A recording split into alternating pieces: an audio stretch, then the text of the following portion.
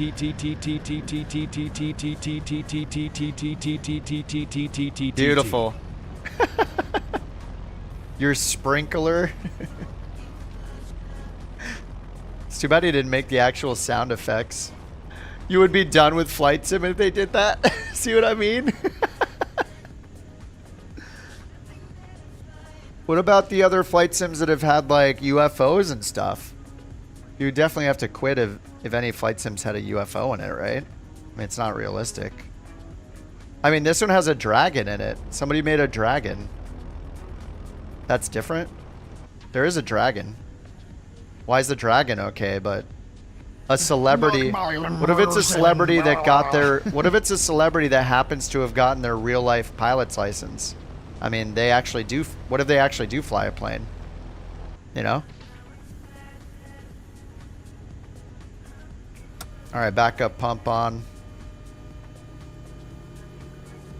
You can't have fun in video games. Even if it's an optional thing that only affects your experience. No fun is allowed. Don't forget. Heading, flight level change. Is there flight level 110 in this? 110 for our VY speed. Man, the sun is making it not very easy. Alright, 110.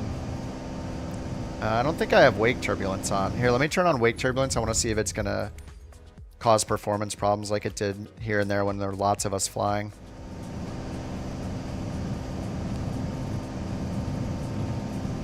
Wake turbulence is kind of insane. I didn't think I would think it's a cool feature, but it's a very cool feature in my opinion. It's a lot of fun. Like, you can just turn it off. But it's cool. It's cool to have it affect your plane. See if I can get in JT's wake a little bit.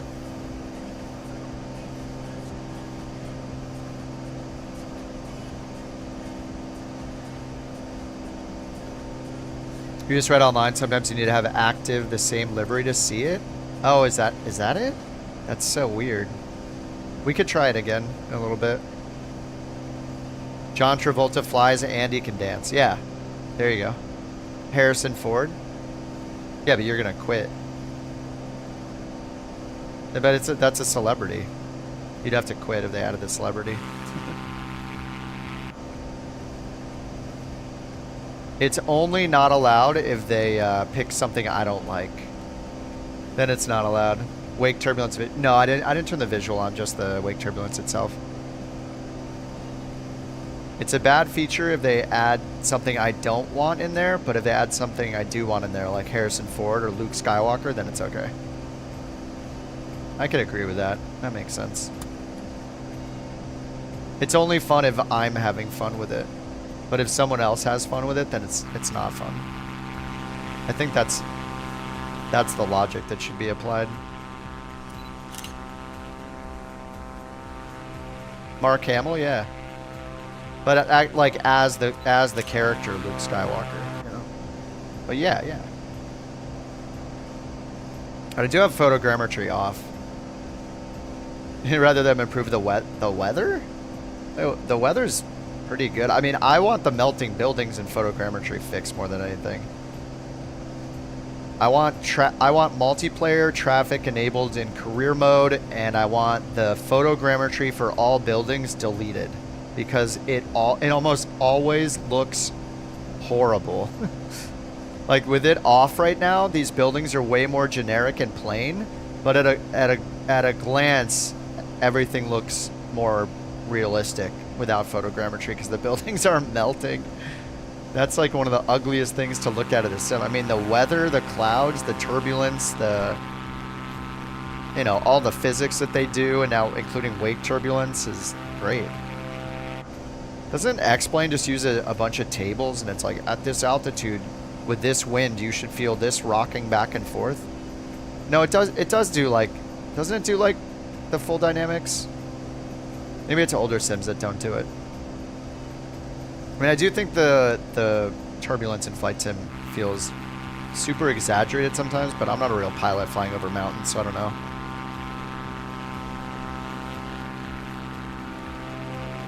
Thunderstorms need a lot of work. Cumulonimbus. As far as I can tell, the stuff in Flight Sim 24 has no contest with anything else.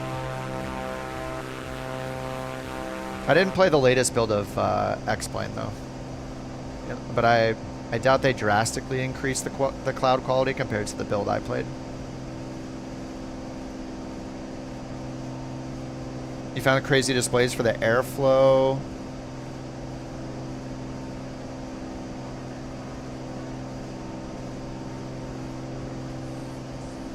You found the displays for the airflow in 24. Oh, isn't the CFD? Oh, you can. Oh, it's in dev mode. You have to turn it on. Oh, okay. That's cool. How'd the sim update treat you? I did crash once. We were flying the Well, I crashed once because I messed up, but then I got a CTD after that when we were flying the PC-24 to Palm Springs. I just got a random CTD, but I uninstalled a couple more things from my library, so hopefully it's better now. CTD number 8. Oh, God. That 737 crash was all my fault. Man, I guess I gotta practice one engine with a 737. I kind of want to try that in the 777 to see how it reacts with only one engine, and like the Phoenix as well, because I don't know if I've ever shut an engine down. Actually, wait, we have. Yeah, I've done a one engine landing before in the Phoenix, I think, and it was nowhere near as exaggerated as what happened in the 737.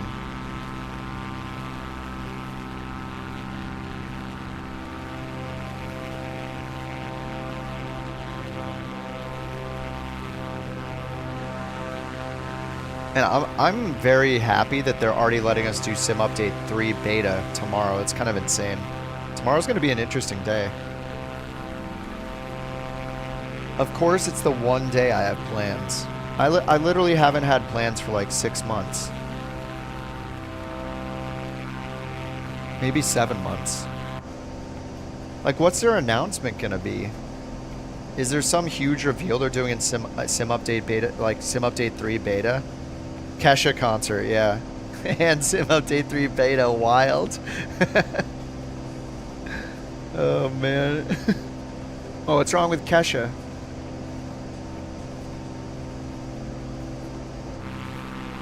It's supposed to do something with LODs? Man, I hope so. I hope they leave the multiplayer.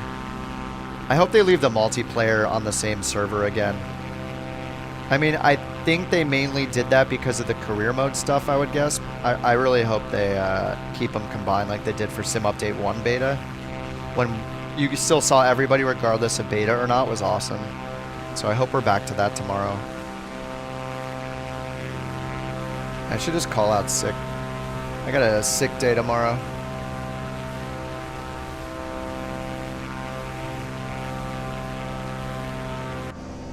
Cash in Microsoft Flight Sim? Oh, heck yeah, that would be awesome. The only way you would see it is if you bought the avatar, though, right? So, Flight Sim doesn't do the thing where you see somebody else flying something. You're like, whoa, I really want that. That looks awesome. You just see a super generic-looking Bonanza, and you're like, wow, that 777 looks, whatever that is, it just looks like a Bonanza. I don't want that. That plane just looks like all the other planes, so I guess I have that one already. They didn't think of that when they made Flight Sim 20 or 24. Like, maybe I should see the plane you're flying, so then I want to buy it. So yeah, there's no way I'd see you as a celebrity running around. I would have to own it myself.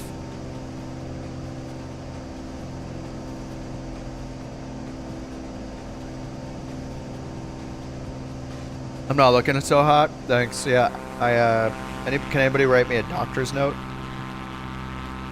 You got any doctors that can write me a doctor's note? I love this plane. This is the Cessna SR-22. Basically. No parachute though, right?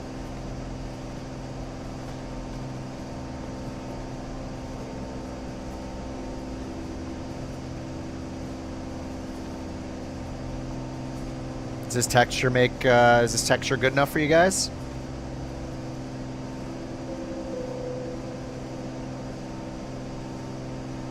Is this good enough for the texture people? It's not even on Ultra. Actually, these textures do look pretty good. Look at that. Dude, look at the light right here.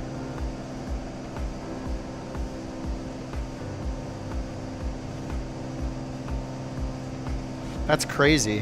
What? Am I crashing? Yeah, one of my beautiful toes has a hangnail. I definitely cannot work today. True.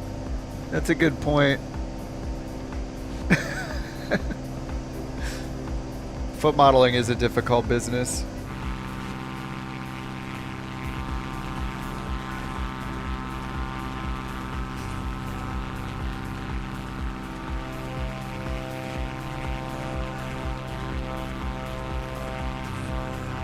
The devs waste their time on stupid products? Like what? Did the game crashes just spawn in there? Yeah. How long is this flight actually? Oh, it's 43 minutes. We could do a little in acceleration too. I kind of want to just keep it low. We have to switch our tank in this guy, don't we? Alright, let's switch it over to left. I got the pump turned off. Auto. 70, that's a good temperature. Alright, let's just bring it down to 5,000.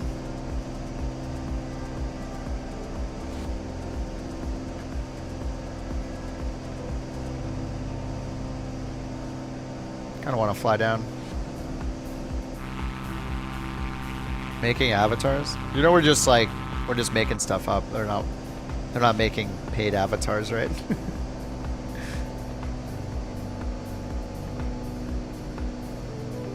I think it'd be hilarious. Mainly just because of how people would reply, how they'd respond to it. People are just so serious. It's a joke.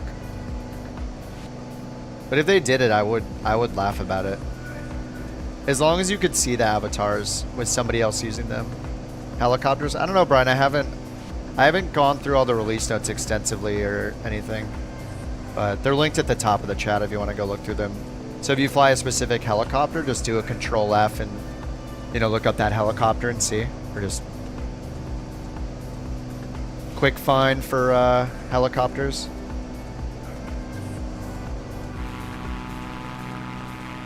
The Simmers hated the Dune loading screen. Oh yeah. How dare you promote a product with this really cool free futuristic thing we made from a popular movie. Oh no. It's totally aviation thing and you got to fly it around for free and it's just neat. And we added some challenges for $0 for you. Here's some stuff for $0. Ah, you should have given me this for $0 instead. Always the same response. Sim update beta 3 notes. I think they're showing them tomorrow. There's going to be another dev update tomorrow, I think. They don't exist yet, right? I'm guessing they don't exist yet.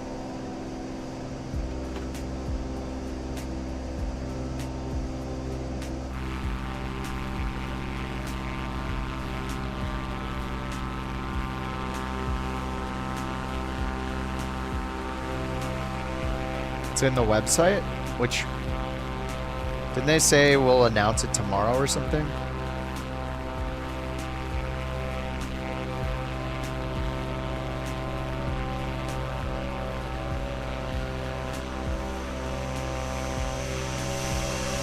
No, it says the dev notes link. They do have Sim Update 3.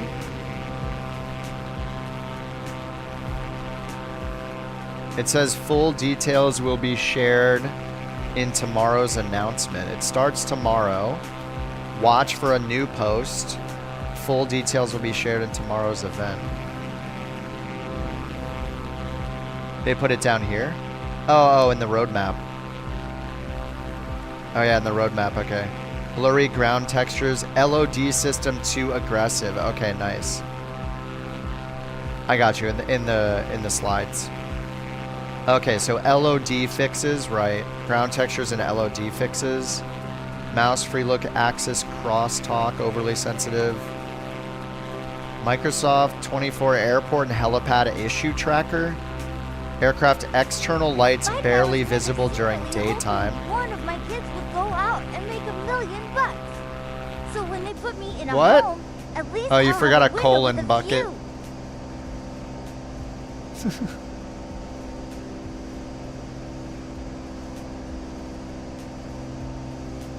Poor Joe. Here, I'll do it for you. He didn't get the voice in there.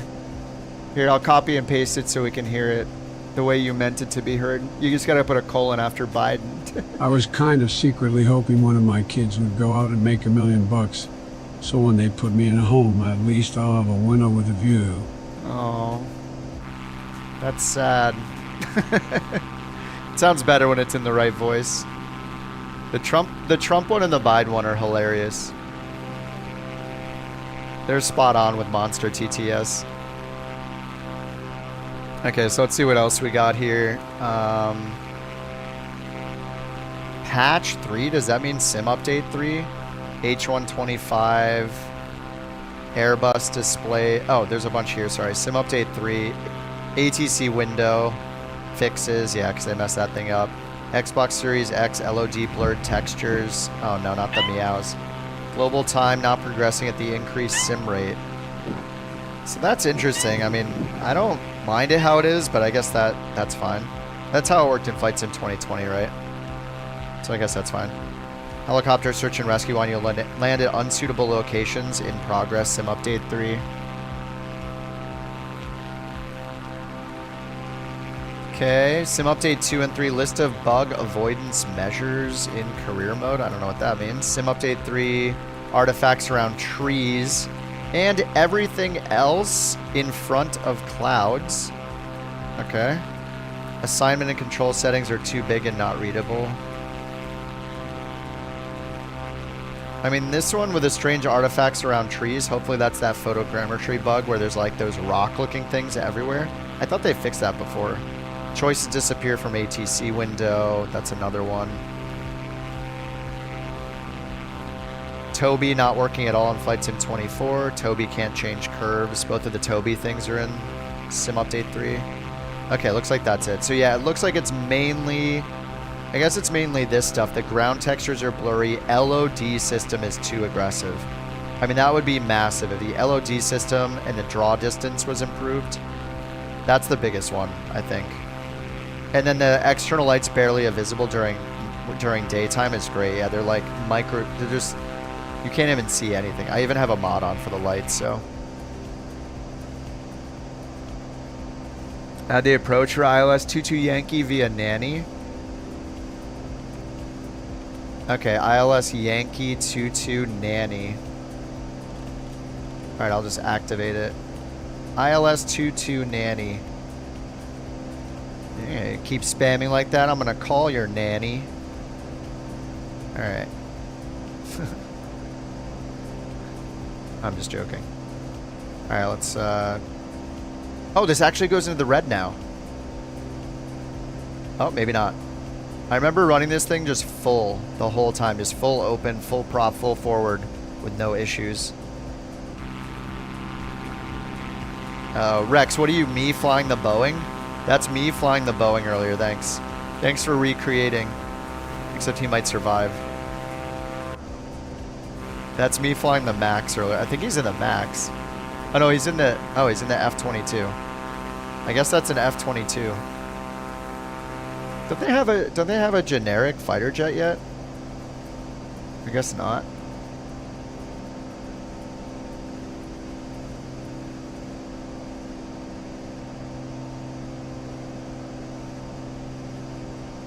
Heading mode. Autopilot. You missed the space again, Bucket. You put the name in a colon and then a space. Just type it again. It didn't use your coin. I don't think.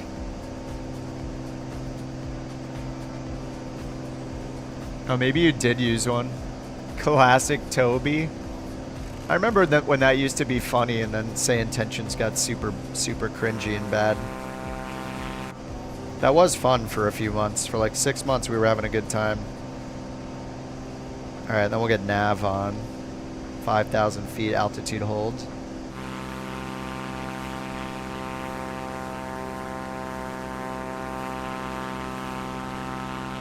There you go.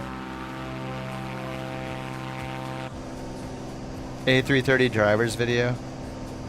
Yeah, it's very interesting how a product that's been out for 17 months, since January of last year, suddenly certain people are interested in it is very interesting. Why weren't they using it the 17 months leading up until now?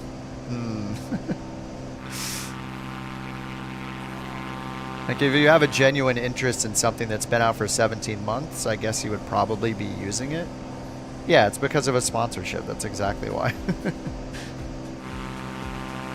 Of course it is. It's been out 17 months. Beyond ATC's been out 1 year, and Say Intentions has been out more than almost a year and a half now. So if somebody if you're not if you know about it and you're not using it, then I don't think you care about it, because you'd be using it if you cared about it, or if you had a genuine interest in it. So if you're suddenly sponsored by somebody and now you're suddenly making videos about it, then I wonder why you're making the videos about it. It just doesn't seem like a genuine interest. So yeah.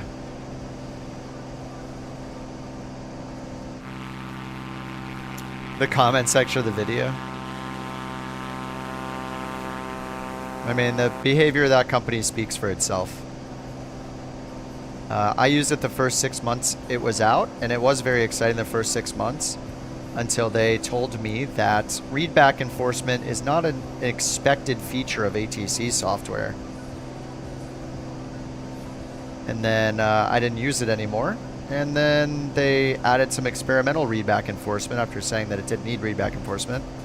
But apparently today that's still off by default and also doesn't really work well either. So yeah, you can literally do no readback correctly and it'll tell you did the right thing. So it's not really, I don't know how you do that and then prep for, if it's not going to correct you, I don't know how that helps you prepare, build your ATC skills, because it's not going to correct you on any wrong readback of an altitude, a heading, IFR clearance, anything like that.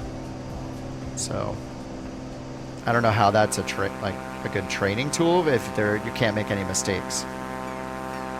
Not again, this song. All right, I'm skipping it this time. How is it playing it again? It's impossible. There's 200 songs in the playlist. Sorry, I gotta skip it. I know it's beautiful, but I hate that song so much. Which is why it's the Mayday pull. You have to emergency land when you hear it. No engine failure this time. Well, we're not in career mode, so it's not a big deal.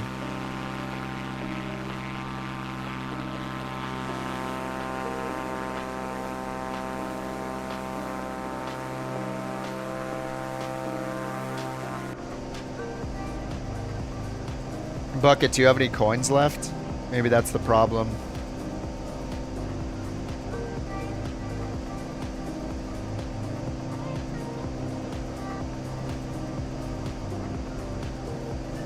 Oh, he does.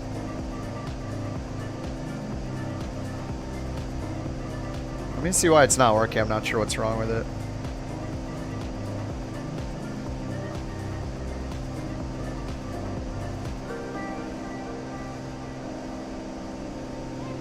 Somehow it's failing.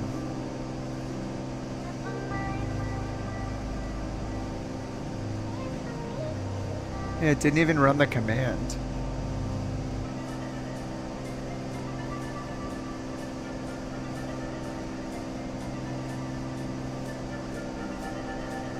I wonder, wait, I didn't disable that voice because it got bad, did I? Remember when it got really, really bad and I disabled the Trump voice?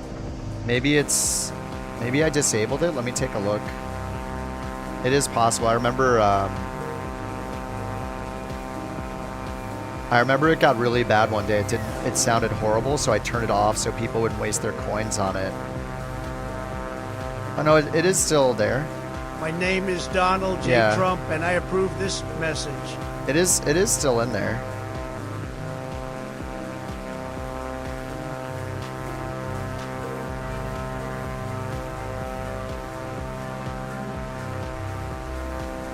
Yeah, that works.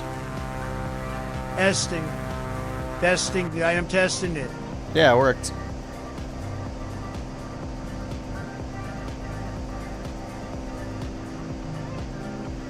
Oh, you're probably on cooldown.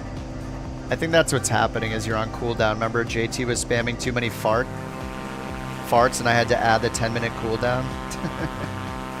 That's what the problem is. Well, let me remove it. It's JT's fault, sorry. He was spamming it one day and I had to add a per user cooldown. You have to blame JT. Yeah, JT's fault as usual. We can't have nice things.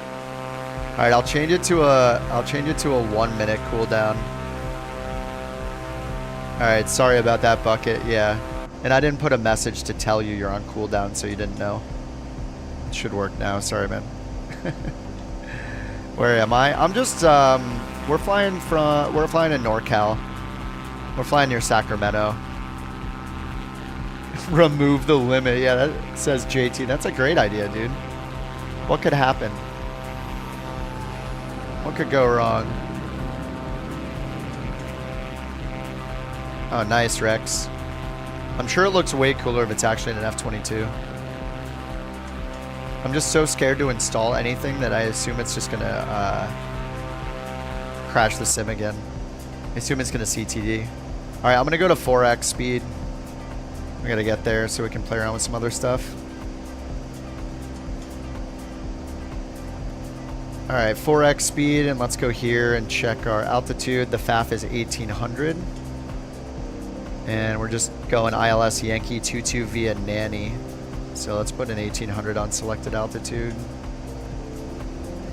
1800 VNAV, and it's an ILS. So once we get close, it should auto-tune it for us.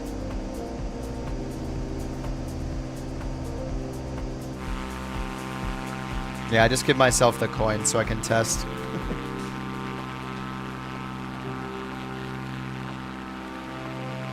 Oh, here it goes. That's one of the nice things. I mean, part of the beauty of me is that I'm very rich. So if I need $600 million, I can put $600 million myself. That's a huge advantage. I must tell you, that's a huge advantage over the other candidates. The beauty of me is that I'm very rich. Does he have the rich cross cart though? That's the question.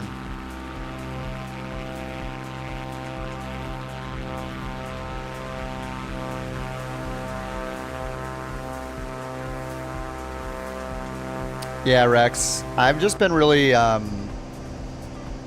cautious on what I'm installing right now because my sim keeps crashing all the time. I blame sim update too. Oh no.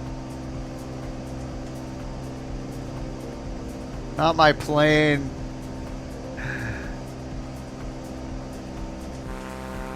No.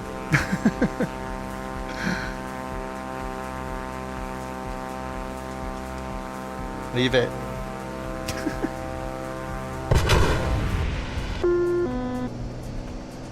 Oh crap. Oh my god, we're in 8x. We're in 8x.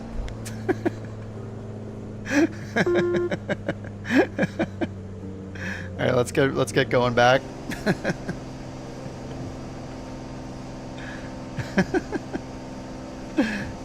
Thanks for the biddies there, Evo. I almost crashed. I forgot I was in 8x. At 8x speed. It made it look more dramatic, though. Thanks for the bits, Evolution. Much appreciated. You made the explosion really believable. I had to zoom in quite a bit so it lined up. I got a little piece of tape on my monitor for it. It's a long tangent. No, that's why the bits are so much for that one, because it's long. Yeah.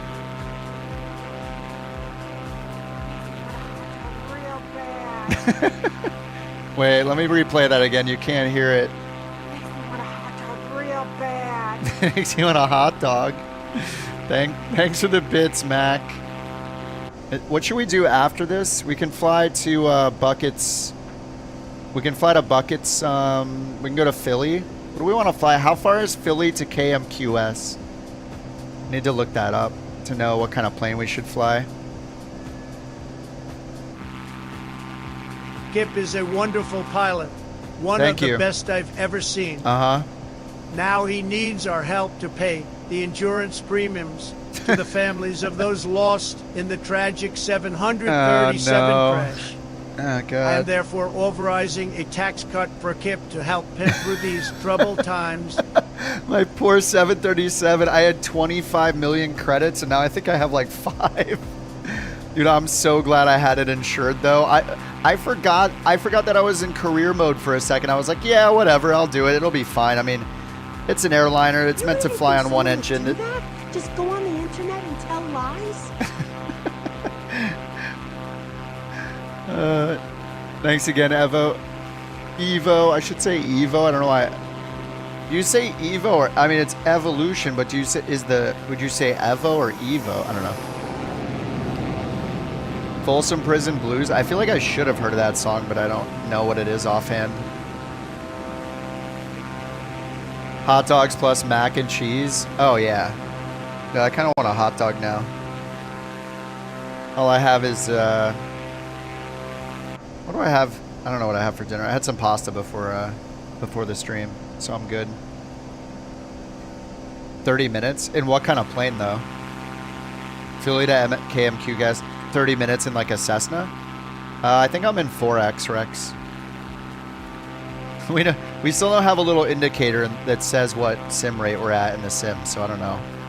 Need an add-on for that. You're in 1X? Yeah, I'm in 4X. You're in 1X. That F-22, man. Oh, it's Johnny Cash. Okay. I mean, I knew it sounded familiar. I just didn't know specifically.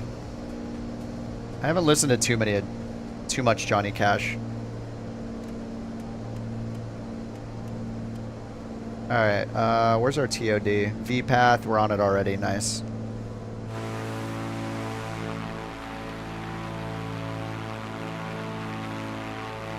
Oh my god, we actually see other random people too. Actually, most of us are probably here in the stream, but it's just nice to be on the same multiplayer server again. You love to see it.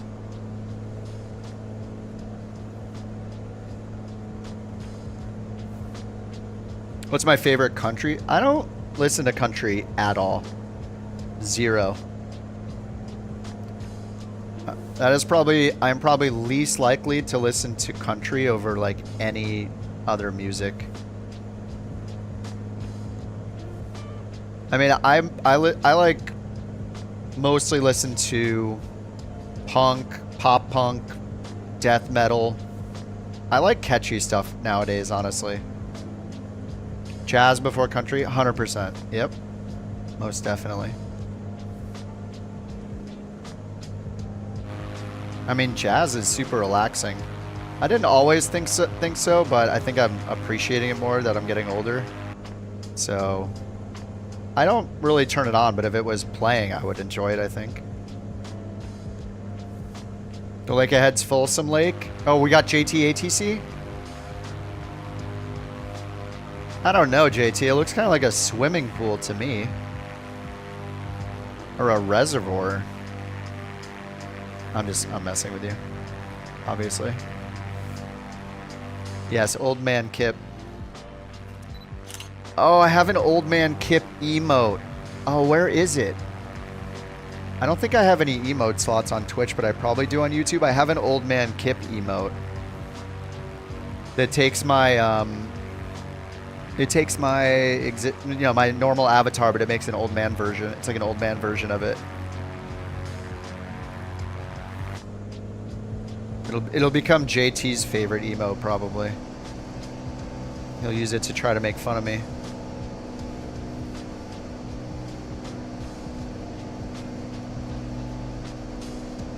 What's up, Infinity?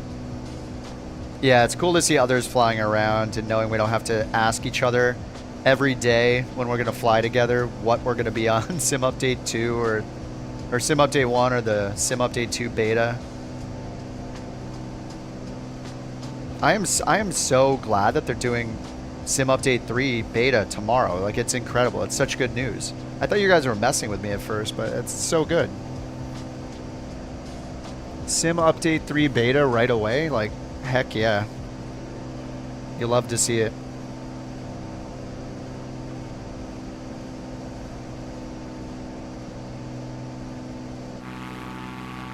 Directly to the left is Folsom Ranch.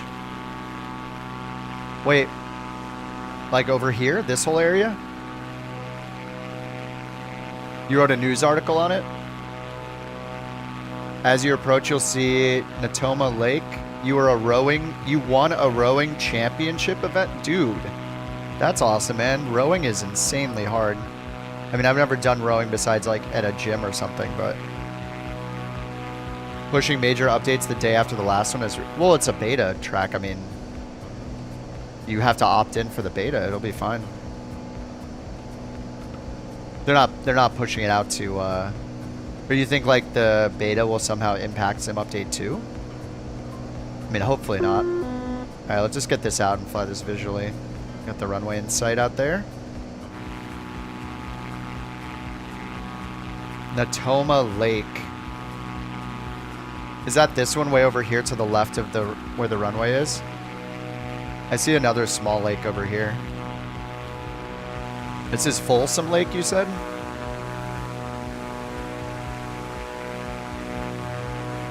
Oh yeah, Folsom Lake. I see that on Elevate. And this is Folsom right here then. I'm very observant. I'm also looking at the map.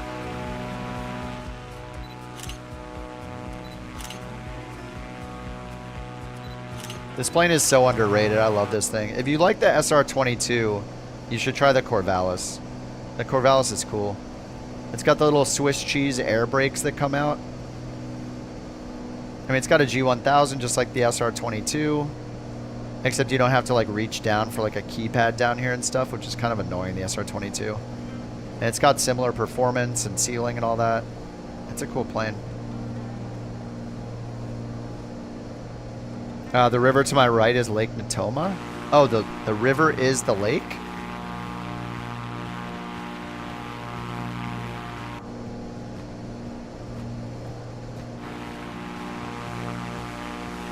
JT's been asking to fly here for has it been 4.5 years? It's a big moment.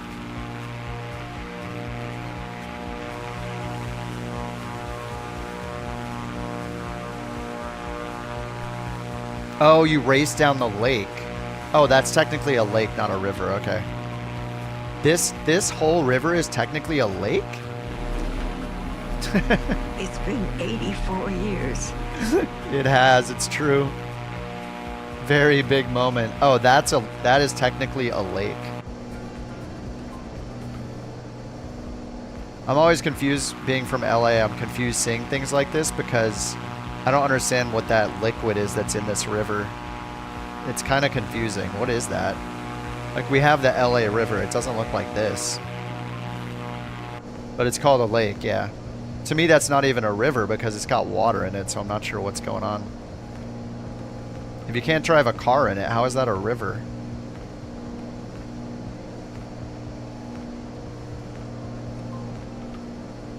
Isn't it dirty? Yeah, and it's got no water in it a lot of the time unless you go like up a ways. You know, we have a lack of rain here, especially the last year leading up to the fires. There was like no rain for, I think it was like 9 months, 8-9 months. So yeah, when the wildfires happened, it was pretty insane. What's up, Jesse? How's the update? I did get one CTD so far. The sim crashed, but I still don't know if it's I think I'm the only one experiencing that. So I was before the update went live. I was getting the same thing in the beta. So, all right, I actually need the speed brakes here, so let's get them out. This thing is really hard to slow without these speed brakes. Oh, they did fix the LOD on the speed brakes. Look, when you move the camera out, these little speed brakes used to disappear, and like 1 or 2 other small things, and now they're still shown. So they did do a lot of LOD fixes on individual planes. So, I mean, tomorrow with Sim Update 3 beta, it's going to be really interesting. Let's get our backup pump on. It's going to be interesting to see if we get a lot more LOD fixes. Like just the other day with the IndyBuilds LAX scenery, I was looking around there with a drone camera, and it was just, it just looks so bad. Like just the LOD of things popping in and out was so ridiculous. It was just like comical how little of a distance I moved with a drone camera and how many things disappeared. Like whole buildings, whole sides of buildings, like the whole restaurant in the middle of LAX disappeared. It was just like crazy how much stuff disappeared. So I really hope they fix that. It's not just that scenery too. It's like every plane, multiplayer planes. Like we'll watch each other land. You won't even see the plane until it's like a half a mile out a lot of the time. It's just so weird. So it's awesome that maybe we'll see some of those fixes previewed in the beta tomorrow. Pretty awesome. I'm excited for it. You hope they have fixed the electricity cutting out? I did fly it. The first thing I did was fly the Max tonight. But I don't think I had that electricity cutting out problem. I think that was before Sim Update 2, right? The battery drain issue.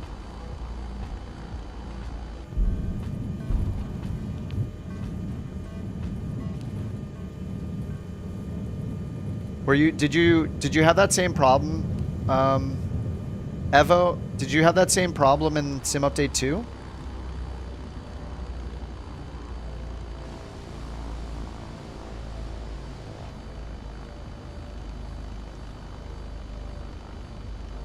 Before Sim Update 2? Okay, okay. You didn't try the beta?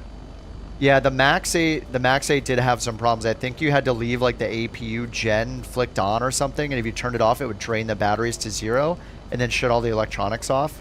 That was a bug. I remember that bug. But I just did a whole... Oh, Lego, appreciate that, man. Welcome. I did that. I did the whole flight, and well, I almost did the whole flight. When we got to Denver, I crashed the plane because I turned off one of the engines and I didn't know how to handle it. So yeah, I did that. I mean, you were here at the beginning of the stream, right? So the whole flight worked fine. Have a good night, Mascot. I don't know if you were watching the beginning of the stream or not, but yeah, up until then it worked great. Oh, I missed. Oh, JT, I was gonna go watch your landing, but you're already down. Dude, these taxiways are huge.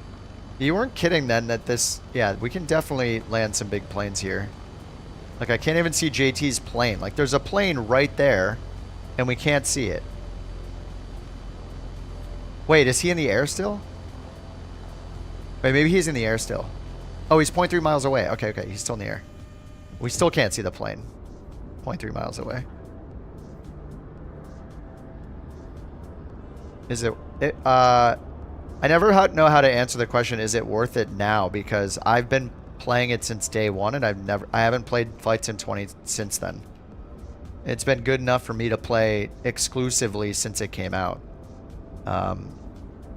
It had launch day problems, and career mode has a bunch of bugs, but yeah, it's worth it. Oh, we can see his plane. Oh, a little. Look, if I zoom out a little more, the plane's gone. Now it's back. Now it's gone. Now it's back. Now it's gone. Oh, it's gone again. Rip. We are going to get to see him land at his home. Oh, to play VATSIM? It's probably more plane dependent. I don't use VATSIM, so I'm not sure, but I'm sure there are people in here that use it for VATSIM.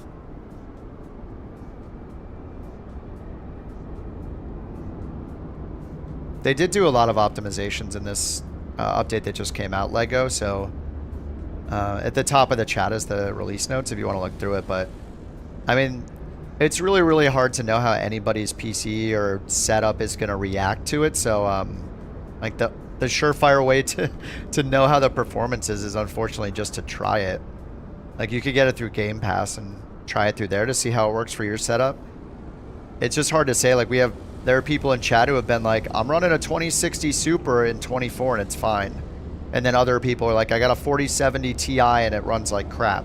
So it's very confusing. It could be someone's configuration. They don't have certain settings turned on correctly, like Expo settings or something like that, on their motherboard. Like, there's just so many possibilities that it's so hard to be able to tell somebody if it'll run well for them, you know.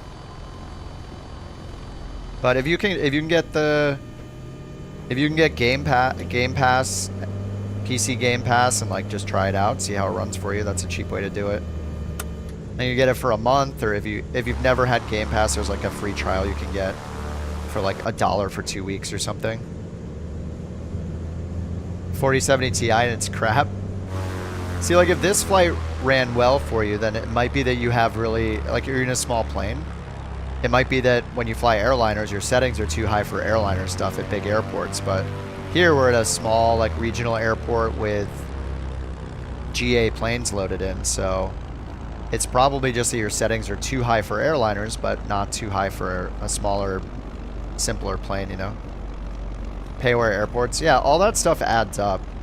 And it sucks to not use the stuff you have payware for, or not being able to use 4K if you're on a 4K monitor or something, but like something has to give to reclaim that performance. If you're loading more stuff in, if you're loading an airliner in, you're loading custom everything in, like that stuff, everything you load in is going to take more resources. So yeah, something has to give. Like try turning your air traffic quality down so it doesn't load in so many custom models of planes. Like it'll just load in generic planes. Turn down like trees and ground detail, all that stuff.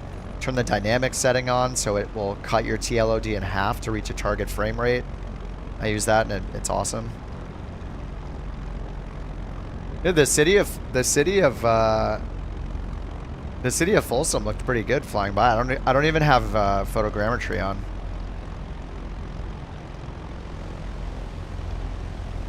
Post your article in Discord. Yeah, JT.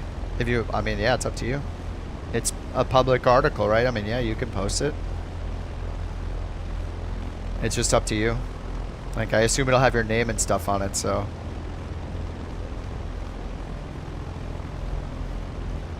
Good flight because we didn't crash. Yeah, no CTD right now. Auto FPS. I think auto FPS is good if you. Auto FPS isn't good if you want to raise the quality. That's the big benefit of auto FPS. As you get higher, it'll raise the terrain level of detail and other stuff. But if you only want to decrease it when necessary, then the built-in dynamic setting is enough. It'll cut it up to 50% of your terrain and object level of detail. So I haven't been using auto FPS. I just set the maximum I want. So if I have it at 400, it'll reduce it down to 200 at a minimum. So it'll be between 2 and 400, and then you just turn dynamic on and set a frame rate. So if I'm not at 60 or 55, it'll keep reducing it until it gets to a minimum of 200. It won't go below 200, it won't go above 400. So if I set, if I set 200, it'll go down to 100. So it's just an easy way, like everybody can just click that on right now without installing anything, without updating anything else, without worrying about auto FPS working tomorrow when the beta comes out. It's just simpler. But yeah, auto FPS is cool. It's really cool that if you have, especially if you're flying GA planes, like I think I had it set up one time to turn the terrain level of detail to like 800, and it's just crazy. The draw distance of the terrain looks so good. Yeah, it just sometimes when something has too many moving parts and it's like doing a lot of dynamic changes to my settings over and over again, I just feel like I just don't really want it to do that, you know? Alright, we're going to Philly now?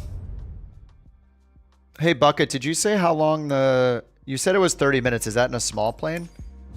You want to go from Philly International? We'll go in a small plane. Philly to KMQS. To Coatville. Maybe we have flown into Coatville once. Oh yeah, it's really close. How many? 38 miles. Okay, we'll do another small plane. What do we have that's really slow? Do I have the DV20 still? I do have the DV20. I feel like I haven't flown this since Flight Sim 2020. What the heck is this?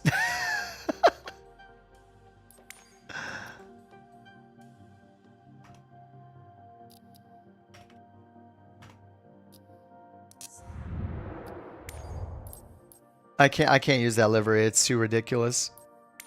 What the heck? I guess we're going with the Kenmore. I don't think this even has an autopilot in it. I don't know what this is, but it's kind of hot. It's kind of hot. Thanks for the bits, Evo. How fast? Slow. So does it even show us the details? Cruise speed 110? I don't think it'll be 110. We'll see. Oh man, the weather looks horrible. Alright, I'm just gonna start on the runway. 27 left to runway 29er. It's a really short flight. Yeah, Buzz Lightyear livery, yep. Your plans to enjoy the game for for Time Pass? You mean Game Pass? You don't want to spend or get some sort of setups like throttle? Oh, I got you. Will keyboard and mouse run? It's going to be difficult to do just a keyboard and mouse. It's very difficult. I mean, they do have default bindings, so you can do it, but a lot of the inputs you need to make to fly the plane. What the heck? Yes. I love it. Oh my god. Well, I need to get a beverage from the fridge. I feel motivated to get a drink. I'll be right back.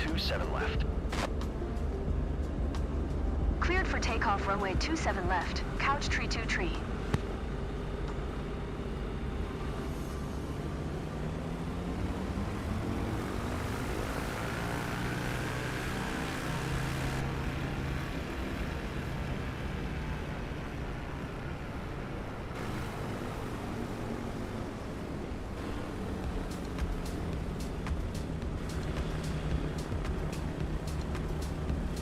Alright, I'm back. Sorry about that. For some reason, that just looks so funny. I decided to get a beverage from the fridge.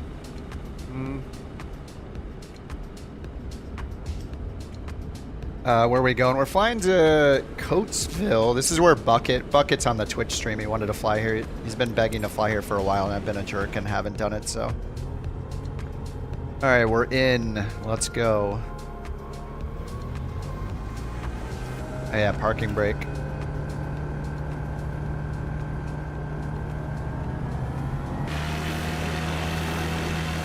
Actually, I'm curious. Let me check this plane real quick and see on the fixed camera. Hopefully it has a decent one. Maybe for the wheels. I'm just curious if they updated this. Yeah, it looks like it. Look at all the... yeah, you can see like the... You can see like the soft physics, like the bouncing, all the landing gear struts and stuff are bouncing, so... Oh yeah, there we go. Yeah, this is all updated with 24 physics, it looks like. This is just like the little trainer diamond. Something to fly before you get in the DA-40. Oh, it's constant speed prop, okay. I don't know what is going on with that. Damn, that is a huge prop. What the heck?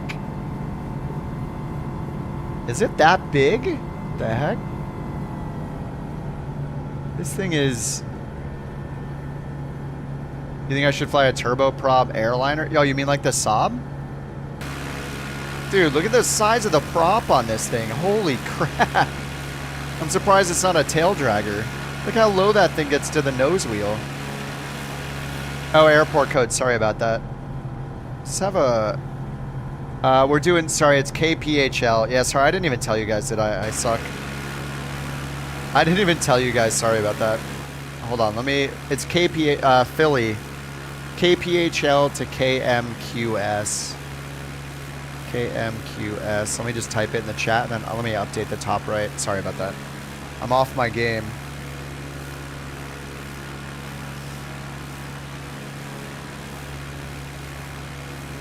I'm just gonna make a generic plane called Couch.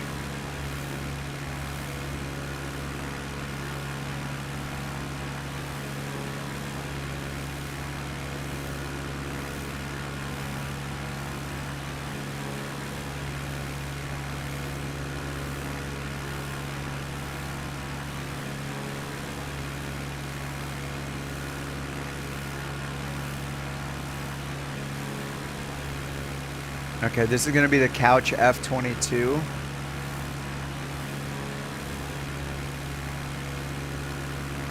KPHL. This is a short flight, so bring something slow. KMHR. No, KMQS. There we go. Sorry about that. Let me just do a little pattern around here or something. Is this window open? No, it does not. What is the... Alright, this flickering is horrible. What the heck? Is that the shadow from the prop? I think it is. Yeah, that's the shadow from the... It's the shadow from the prop. Oh, no wonder it looks so crazy. Whoa. Oh my god, the sun.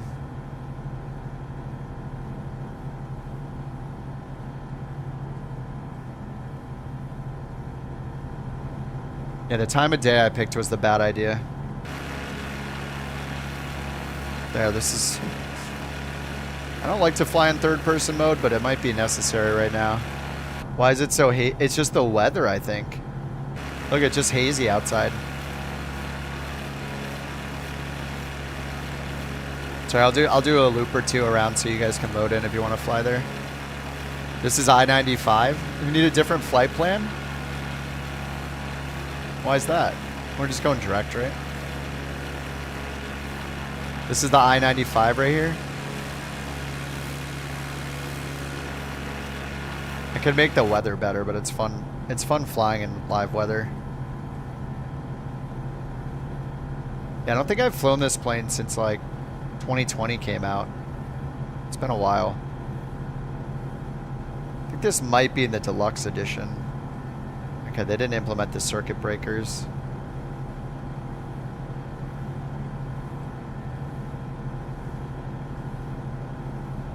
Philly International isn't in Philadelphia.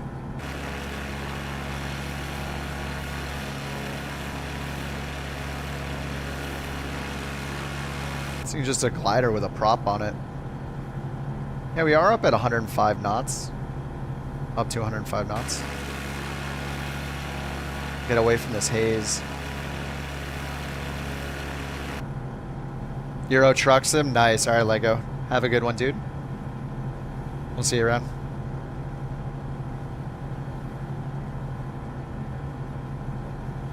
I think maybe after this flight I should do... Do you guys think we should do like an airliner flight? Maybe do a Phoenix or a 777-200 with Beyond ATC just to kind of put it through its paces. What should we do, Phoenix or... Oh, I guess it's just a personal choice. A350, maybe. 777 A350 or the... I think one of those two. We don't have an A350 couch livery yet, so I think it'll have to be the 777.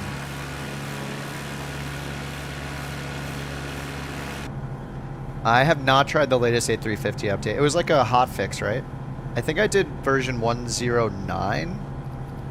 This isn't doing this area of the world justice. Sorry, I'm bucket, so I'm gonna turn off live weather because it doesn't look good right now, so I want to make it pretty. There we go. Now it's pretty. It's insane how good it looks. I mean, it's just like real life. Like, if you have crappy weather, it's going to look crappy outside. If you have really good weather at the right time of day, like golden hour, you know, twilight. Like a golden hour, or what is it called? The blue hour? Anyway, like the golden hour time, sunset, sunrise right before. It's just so, it looks so good in the sim. Oh, we got some floating lights down there. They didn't make it so... Oh, what's this light? They didn't make it so we could... Am I supposed to turn this on? I guess that's just on. No GPS position. They didn't make it so we can separate live boat traffic and live... We should fly past Philly, shouldn't we? Is this Philly? Yeah, this is Philly right here. We should probably fly by it. I want to be able to separate live boat traffic and live air traffic because I want to see all the live boat stuff. But I don't want to inject all the live planes.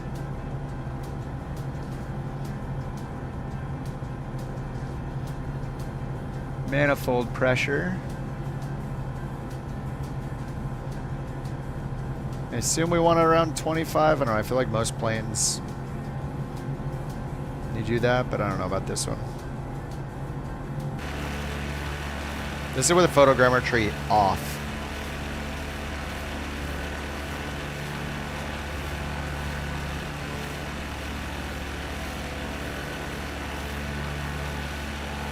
Like, sometimes I regret having photogrammetry off, like if the city supports it or something, but in these cases, like most of the buildings we're gonna see here, even if downtown's like photogrammetry, all these buildings would look like melted poo-poo right now. They would look gross, and I just want to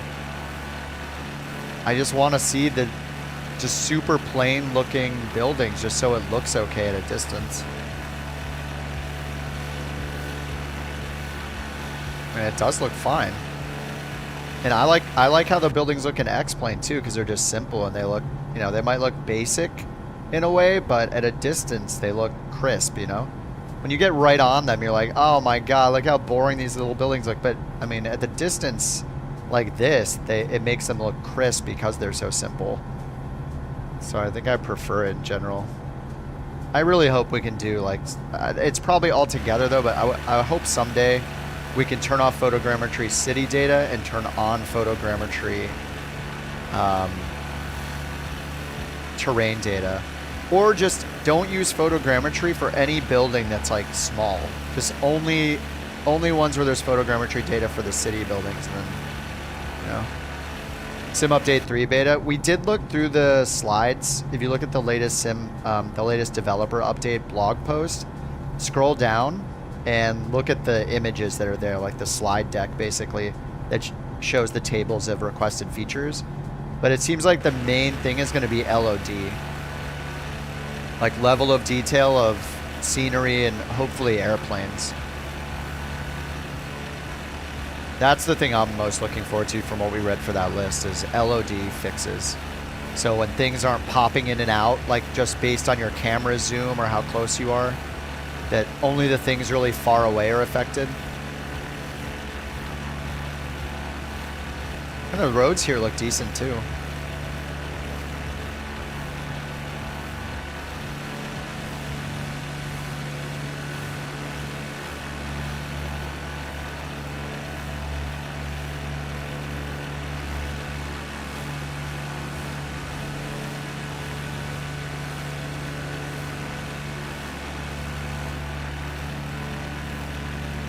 A lot of the buildings don't look that nice in parts of Philly.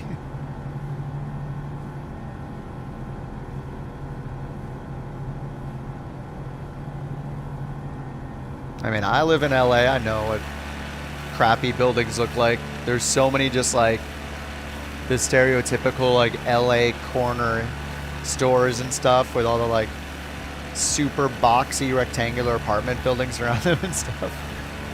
It's got a look. It's not a good look.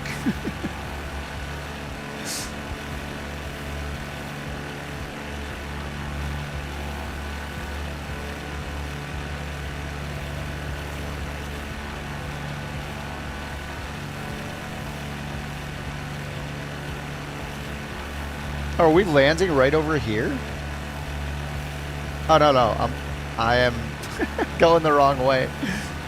All right, we need to go to the west. I thought we were going west to east. We're going to the west. But this is a good it's a good detour. We don't know, Low Tech. We'll find out tomorrow morning, I guess, or tomorrow as soon as they launch it. We'll find out. I'm hoping that they're not separate. I'm hoping that they'll be together again, like it was when Sim Update 1 was in beta.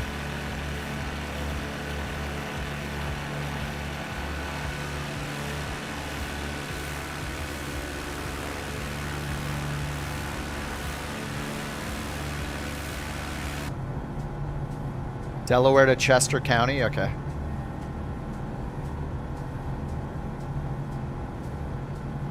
Now we have Bucket ATC.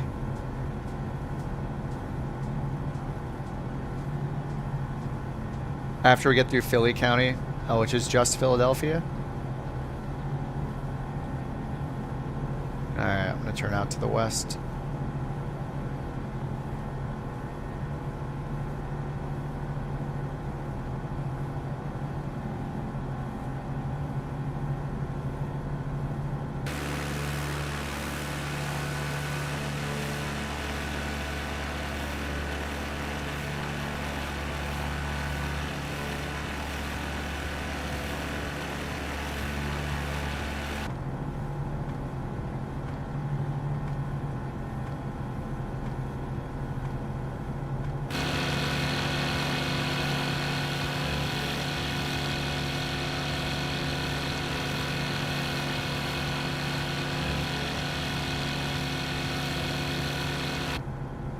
Fly in the UK.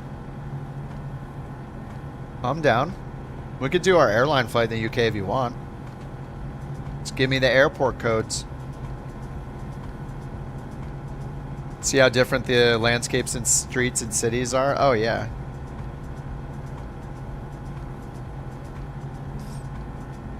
How long? I mean, we could do the 777. What do you think? Like, I mean, we can always use sim rate.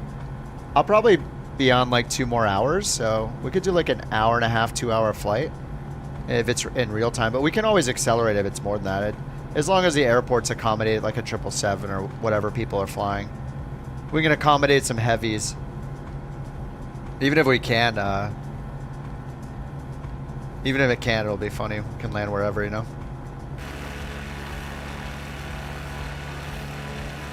I mean, so far I've only had the one crash tonight, right? I think it's just been one CTD, and I uninstalled that taxiways thing. I mean, we saw taxiway signs floating.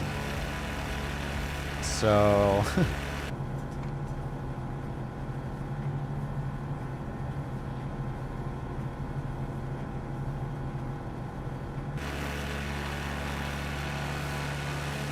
I think someday I'm gonna have to get the, like, what's the best X-plane plane again? There's the Flight Factor 737, right? And then the Tolus Airbus. I think that's how it goes. It would be cool to fly those just so... yeah, JT, we'll have to go back again. That was, like, very short, so... We'll have to do more. We should do some cross carts there or something. Yeah, we're a little too south now in the bird trek. We'll have to do it some random time. Thanks for the tour. Ghost taxiway signs.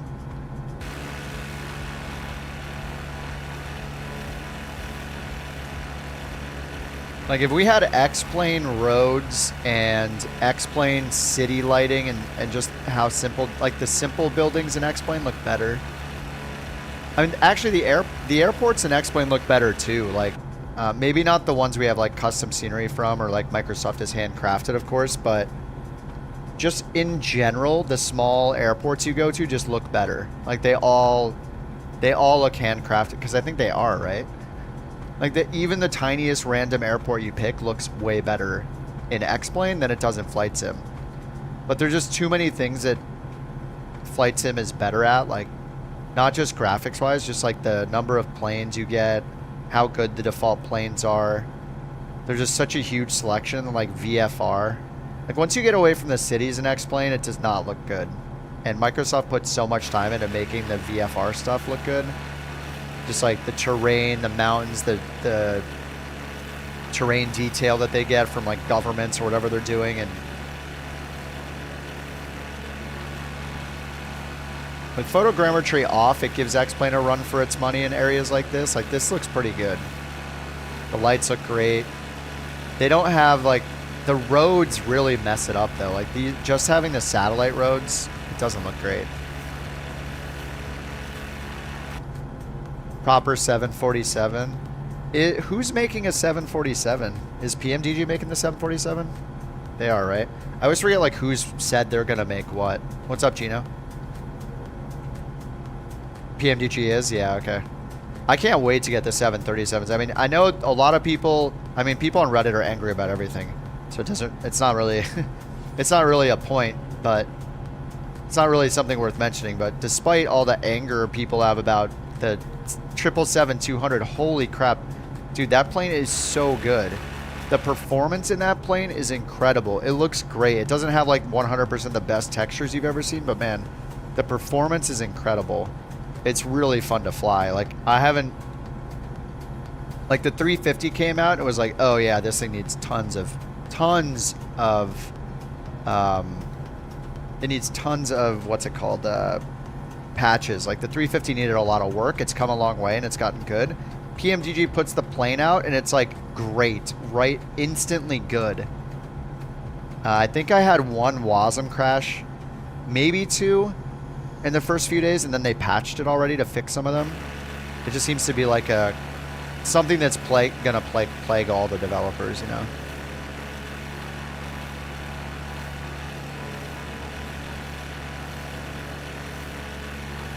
I don't buy that X-plane has better physics in any way than flight sim. When like big flight sim streamers like V1 who are real world pilots choose Microsoft Flight Sim and Phoenix over X-Plane every time over and over again, that to me doesn't say that X-Plane has better physics, because those guys would all be flying X-Plane. Like who are the big airline streamers for X-Plane, like real world airliner streamers for X-Plane that have played both sims extensively and have chose X-Plane? Are there examples of real world airline pilots and just real world pilots in general that like choose X-Plane because it's more realistic? Like, why would somebody choose the Phoenix and say it's way more realistic based on their flying over X-Plane? Very nice, big. Which is the one to watch then? For being mighty. So like V1 has flown both sims and he's always comparing them. Always staying on course. Pilots don't have to dick around with flight sim. Okay, well, can you tell me who to watch then? Which popular like X-Plane streamer? Like V1 is kind of the one I think of for flight sim, and he plays both, and he always ends up going back and he does ratings. He'll fly both planes regularly, rate them on realism in both sims. Black Box 711, okay. And he's a real world pilot. Black Box, okay. Black Box 711. So he goes through both sims regularly and still swears by X-Plane.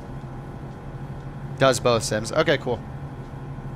Flies both. I just want if they're a real world pilot, because that's what we're talking about, right? Is realism. So if they're not a real world pilot, then their opinion doesn't matter. Just in terms of talking about the realism. And prepared. Okay. And he's flown the Phoenix on stream a bunch. And he flies it and he's like, this sucks. And then V1 flies it and V1's like, this is better. So they just disagree. I haven't watched any of Black Box's stuff, so. But I would love to watch it and see what he says about it, because I love watching V1 stream where he's doing one and then doing another one. Real world, 30 years Boeing and Airbus. Nice. So he's like the V1 of X-Plane then. I don't know if V1's like history or whatever, but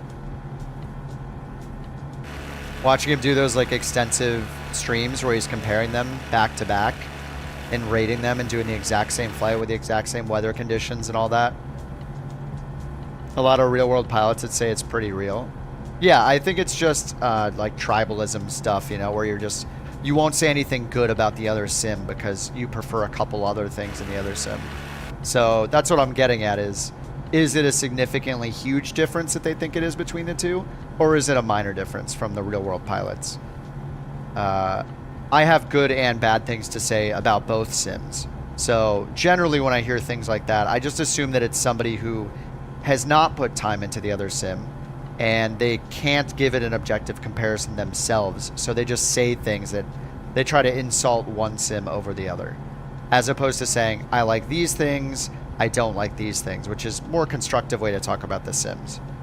Saying that one is imitating flying and the other one simulates flying is such a generic comment that I could only assume the person doesn't really pay attention to like all the planes that are available or something. So you've flown the Phoenix and you think so do you have like real world Phoenix flying experience, so you fly the Phoenix?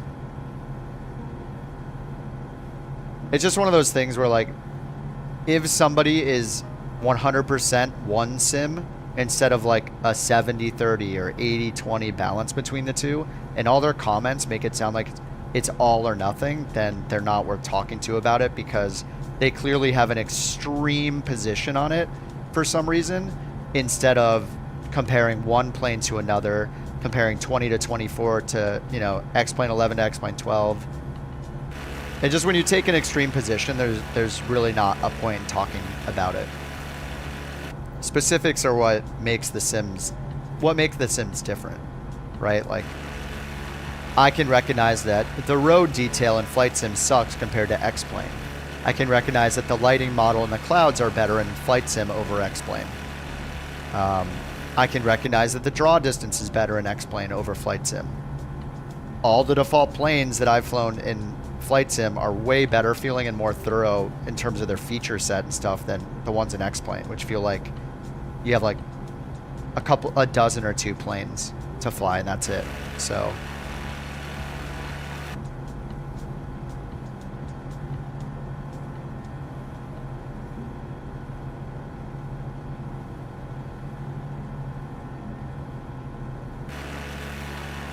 some planes both suck, and great decks can do, great devs can do a lot to bridge the gap. Well, that's different than what you first said, which was flight sim imitates flying. X-plane simulates it. That's the first thing you said, right? So your perspective when you say that, that's not what you said originally, so you realize like how drastically different the default planes in flight sim versus X-plane are, right? Like, I've flown the 737 quite a bit in the sims. I'm not a real world pilot, so I can only compare like the gaming perspective of it in terms of features and stuff. So X-plane 12, I went just recently on its latest update and flew the default 737, and they only have like 20 planes you can fly, not 100. So when I fly it, I'm going to compare it to the default plane in the newest flight sim, which is 24, which also has a 737, which is way, way better. Was it the performance page, I think, wasn't even modeled in the default 737 for X-plane? So like, that's just a level of, the difference between the two is night and day. I don't know why you would ever fly the default 737-1 over there. Like, it's a clear win for Microsoft. So like, I'll compare both the planes from that perspective and be like, I mean, I can't even put in my performance data. So, and then I tried the mod and the VNav failed in the mod. So yeah, I flied the Zebo mod. I set my altitude selector before my top of descent, and it did not execute the descent. So I only flew it once, to be fair. But yeah, I loaded it. I tried it on one flight, and it literally wouldn't start my descent with VNav, which the default plane can do. Like, so I couldn't believe that it didn't even do that. So yeah, we don't have a max. They're different systems, but well, they're not very different. I mean, the entire point the max was created was so that 737 type rated pilots could fly it easily with very minimal training, right? So they're not very different. The max has better efficiency, fuel efficiency. It's got some larger screens in it, but the CDU is essentially the same. You set up the pages the same, but in the default X-plane version of the NG, didn't even have a performance page to use. It was either the init or the performance page or the takeoff page. It was one of the three performance pages. Like, it didn't even have the page modeled, so it's really bad. It's just very incomplete. So that alone, I was just like, oh man. Like, the default planes in Flight Sim 2020 are incredible by comparison.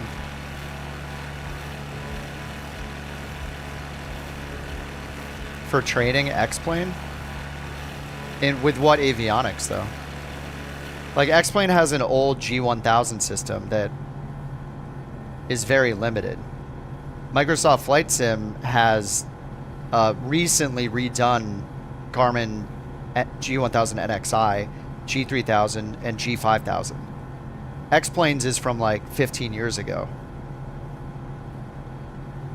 Like, the X-plane 1000 or whatever is it seems extremely limited. Giving who high praise? Like, the work that the working title team did as a mod team for Flight Sim 2020 to bring the NXI to life, and they improved it drastically over the, like, it was like 2 years into Flight Sim 2020. It is insanely detailed. There are a few missing features, of course, but I mean, they studied and brought it up to like G1000 specs so fast. It was awesome to watch. It really made the sim better. Implementing VNav and stuff like that for the first time in the G1000 was so cool. So I don't know what's better, why that would be better for X-plane. Like, unless you have the specific G1000 non-NXI that you're flying with in real life, maybe the X-plane one would be better. But if you're flying 530, 430, G1000 NXI, G3000, G5000, all of those have gotten so much attention in Flight Sim. Like, I don't think you even have half the features in the ones that are in X-plane. So unless you're using the older avionics that are limited like X-Planes are, it seems like maybe Flight Sim would be more detailed.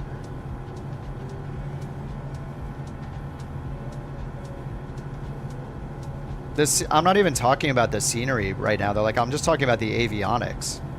Like, the Garmin avionics in Microsoft Flight Sim are insanely detailed at this point in time. It took a while to get there, but I mean, they've been developed over years.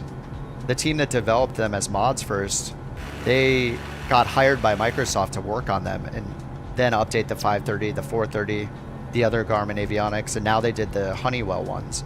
They also did the PC12, the ProLine 12 avionics as well recently. And they've done work on the 787 avionics and the 747 avionics.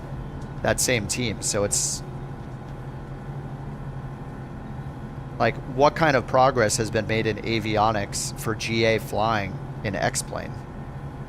Because when I used X-Plane 11 5 years ago, the G1000 in that feels exactly like the G1000 that I played on the latest beta X-Plane 12 update. It's like exactly the same.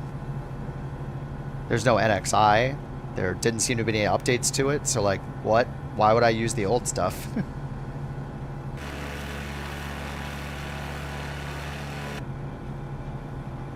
You're 100% convinced shared cockpit's doable? Nice.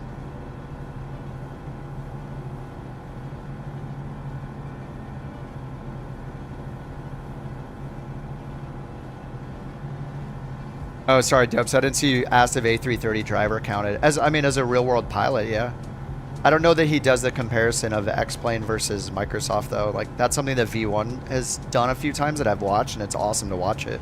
As somebody that doesn't fly in real life, it's cool to watch it and see somebody, you know, comparing both sims in their current state with the best planes in both sims and then giving their opinion. And he makes like a scorecard, you know, and he is always rating Phoenix higher than all the other planes. As someone, it's like Tolas versus Phoenix, right? He always rates the Phoenix higher.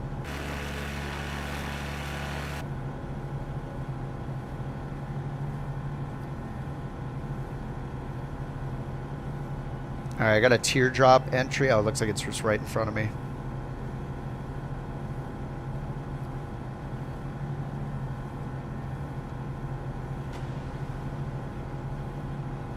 Is it this smaller runway, or is that another one over there? I guess it's that one right there.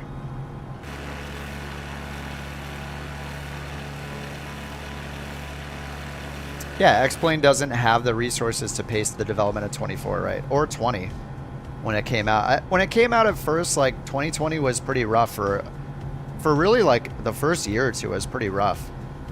Like for me, I got way more excited about it once we got, because I was just flying GA forever, right? Like the first like 3.5 years, whatever, I was flying GA only for the most part. Like a little CJ4, but I give so much credit to the working title team. Like they, and to Microsoft for bringing them on, because man, so much changed when the working title team was working on the avionics. It was incredible. We didn't have VNAV in the G1000 for like 1.5 years or 2 years or whatever it was.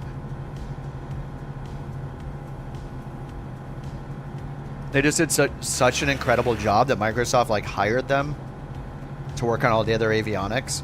And now we have the ProLine got improvements in the CJ4 and the C90. Now we have the Honeywell avionics, which honestly, like for a V1, the Honeywell avionics in their first iteration is really impressive. I mean, it has the charts in it already. You can get the Lido and FAA charts on the avionics. There's a lot of grayed out buttons in certain spots, but it's also like the Garmins are in so many more planes that it makes more sense for them to invest the time in that. Other progressive tutorials in the G1000. Yeah, that was my cadence. I was learning it when I was making those videos. So for me, it was like, I'm learning it, might as well make a video. I want to learn it well enough so I can make an update video about it. You know, so I'm just sitting there reading the manuals and seeing what they've added each time. I guess I made a little bit of...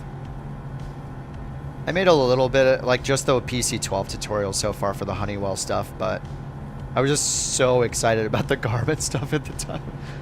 It was fun. All right, let's get the prop full forward.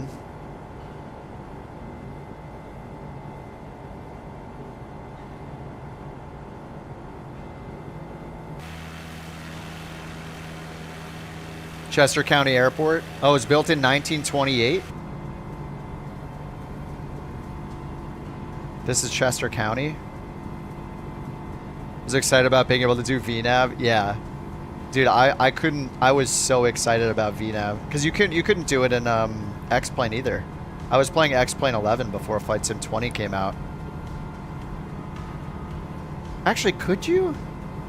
Maybe you, I forget. Maybe you could do it in X-Plane 11 at the time. I'm actually not sure. But yeah, I was super excited for it to be in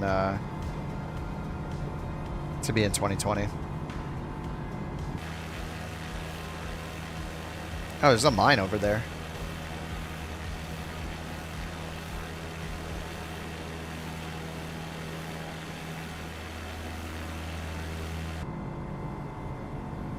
X-Plane 12. Yeah, I'm talking about the X-Plane 11 though, like when 2020 came out.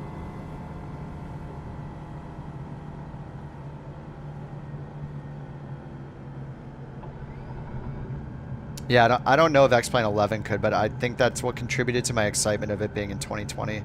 But it took a while for it to get in 2020. I forget exactly. I just look at my tutorial and I'll know exactly. The date of the tutorial is like when it came out.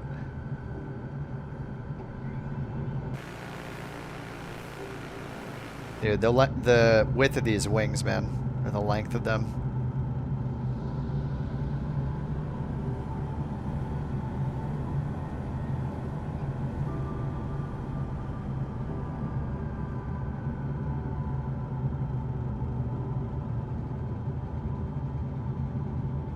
G.O. Carlson Airport. I'm floating.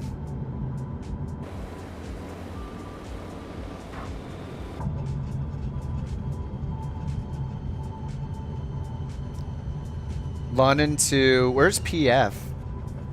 EGPF? London time? Sounds good to me. I will do the 777. Get an airliner flight in tonight before I pass out. And I'm not going to be on tomorrow night, unless it's like very late night.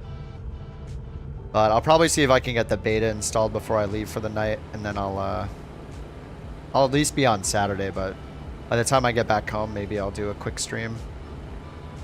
Oh, it's Glasgow? Glasgow.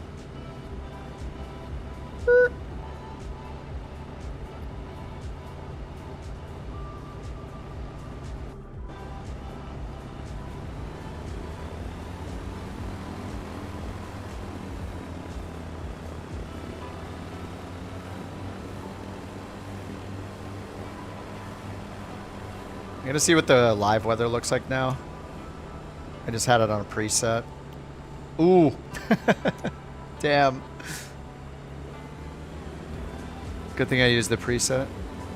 Heathrow can be harsh in resources. Oh yeah. Oh, it doesn't matter to me if it's, I mean, if it's harsh in resources, it's fine. We fly from big airports all the time. If I have to turn down like air traffic setting or something, then I'll turn it down.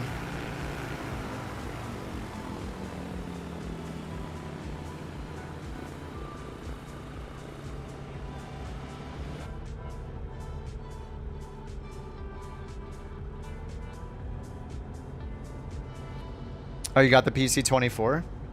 Did you not have, did you get the whole edition? Did you like upgrade a deluxe premium? No, I haven't. The PC-24, I mean, I only took off that one time with it. It felt decent on the takeoff.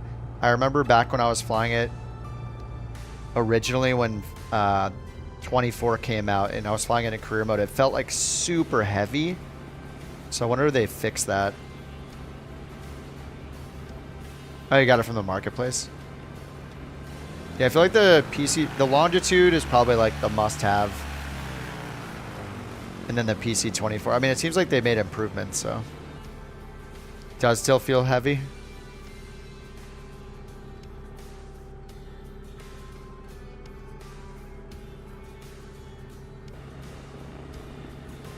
Yeah, the Longitude is, they put a lot of work into the Longitude.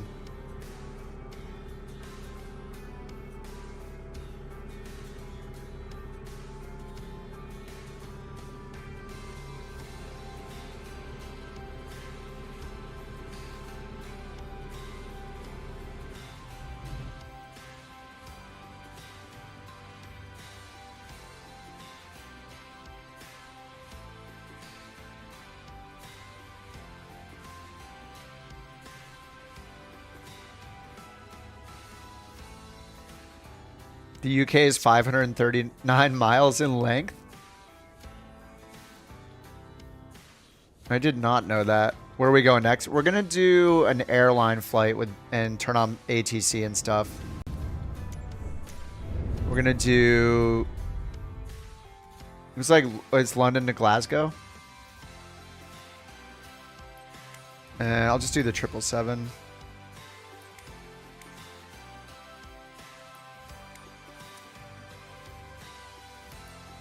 Of course, because it has a couch livery.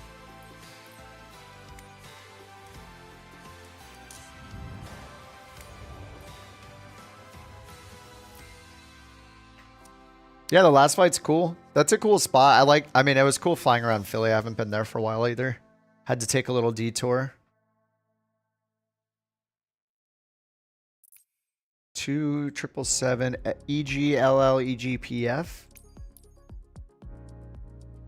Coatville is a big steel plant. Wait. Where's it moving the map? Oh, there we go.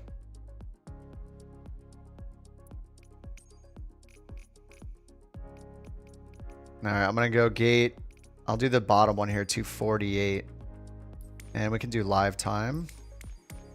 Live time, live weather. Gate to Glasgow. Glasgow. I don't know.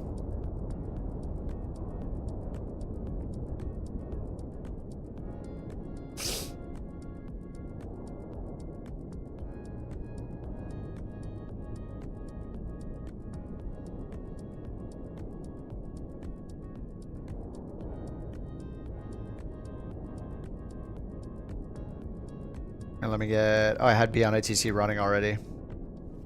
Alright, got Beyond ATC running. I'll get New Sky running too, just so I can get all the software I'm usually using. And I'm sure everything will be fine. Let's book a flight. Couch. 323, EGLL, EGPF. Okay, and the 777. GE engines. 292 packs. Do 630 for the departure.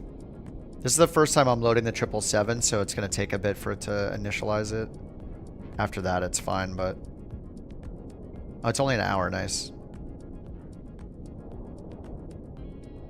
Alright. And generate the flight plan.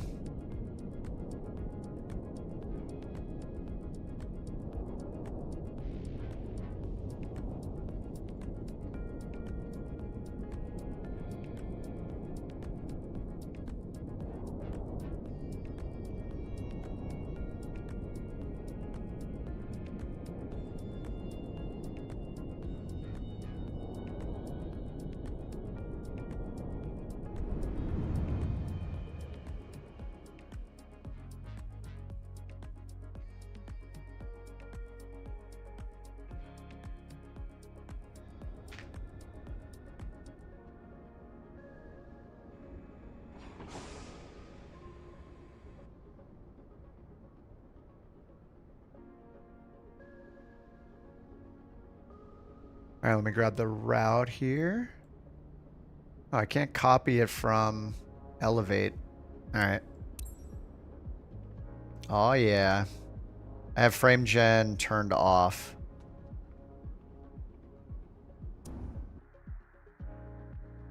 Just in case it's been crashing me.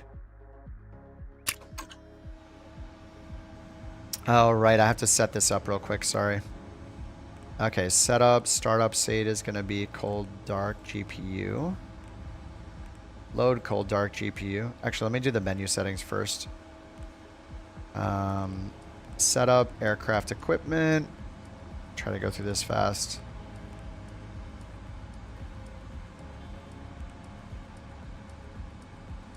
Sure, Wi-Fi antenna, bank angle callouts. Displays. I'm going to switch to kilograms. Failures enabled. Random service failures enabled.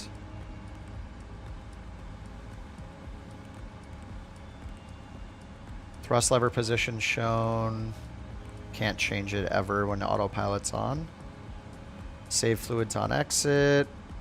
Calls out airspeed alive 80 V1. Calls out rotate. Calls out positive rate. Okay. Realistic parking brake. We have a tiller. Yokes are shown. I'll hide the FO screens just for performance.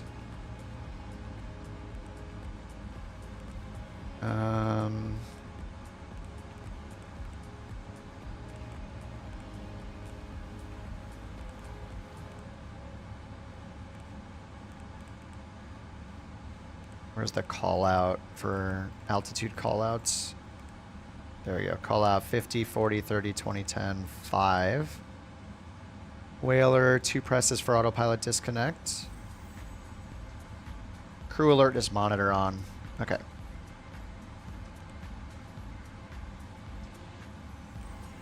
Load cold dark. I think it saves all those other ones independently, so it should be okay. Juice Goose, they did update it today. Yeah, it was a $2 upgrade in the marketplace.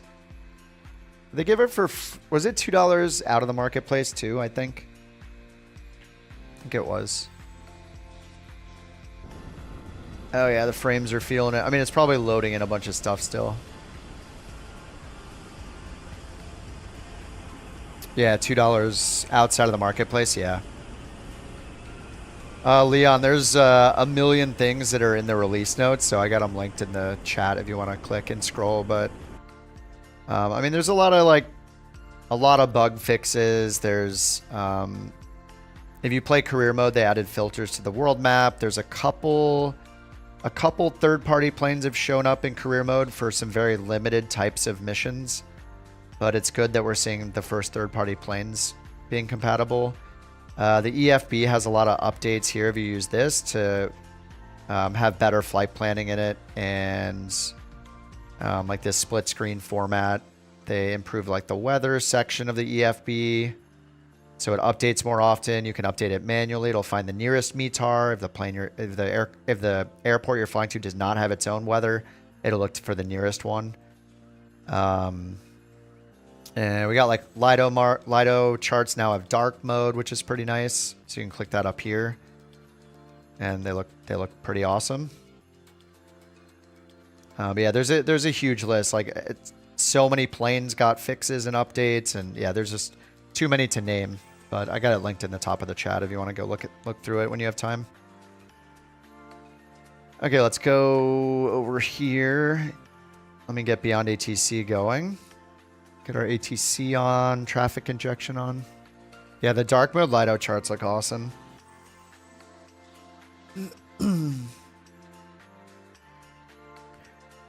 Yep. Yeah, I agree. 24 offering the free charts is one of the biggest improvements. Like graphics aside and stuff, it's so convenient. And the whole idea of having its own EFB where apps can be installed to it instead of the top toolbar floating windows everywhere.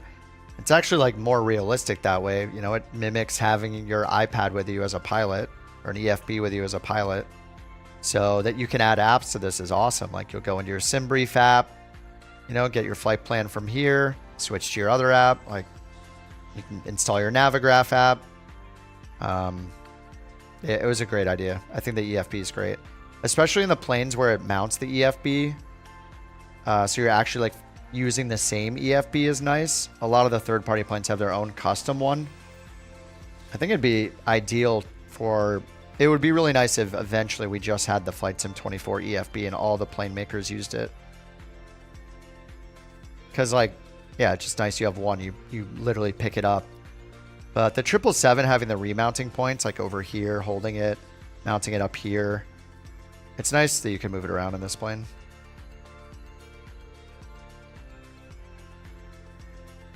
Okay, Beyond ATC is giving me an error. I don't know if it needs a patch or not. Let me restart it. It shouldn't. We'll see.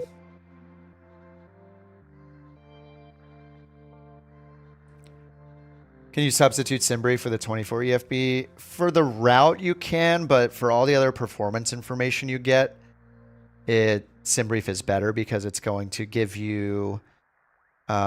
it's going to do fuel calculations for you where the default EFB doesn't do that yet. So And also SimBrief is hard to get away from right now because it's also like if you use Beyond ATC, it's required to use SimBrief for the flight plan. That's where it gets all its data from. Beyond ATC. For a lot of it. So yeah, it's kind of hard to get away from it right now. But yeah, if I'm not using Beyond ATC, then I do try to use just the built-in flight planner, because if you do it through here, you enter your departure and arrival airport, hit find route. It'll auto pin any Lido charts automatically for you. Like it does a lot of the work for you. You just have to figure out your fuel right now. Like they do have the weight and balance section here, but I don't think any of this does anything yet. It's not like calculating how much fuel you need, you know, it's having you put it in.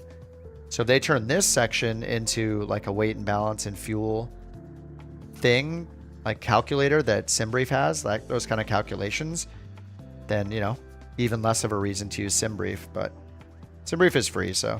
Okay, Bucket, have a good one, dude. Thanks for sharing your airports, sharing your home city with us. You can't ditch your Navigraph. Navigraph is different. Like SimBrief, I think you can ditch Navigraph because we now have, it really depends on which airports you fly to, but if you're flying to larger airports that get lots of commercial traffic, then there's a good chance that Lido charts exist for those airports. So just like we're flying from London to Glasgow, we have all the charts included. We have all the Lido charts.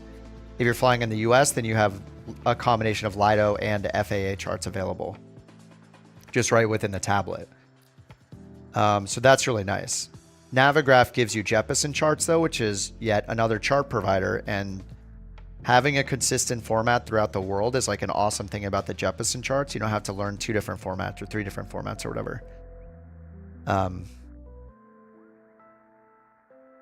So for the charts, if you can get by with just the Lido and the FAA charts, and you don't rely on the Navigraph app, then yeah, you don't really need it. Unless there are some caveats. So like the Phoenix, for example, the Phoenix navigation database, it will only work with Navigraph.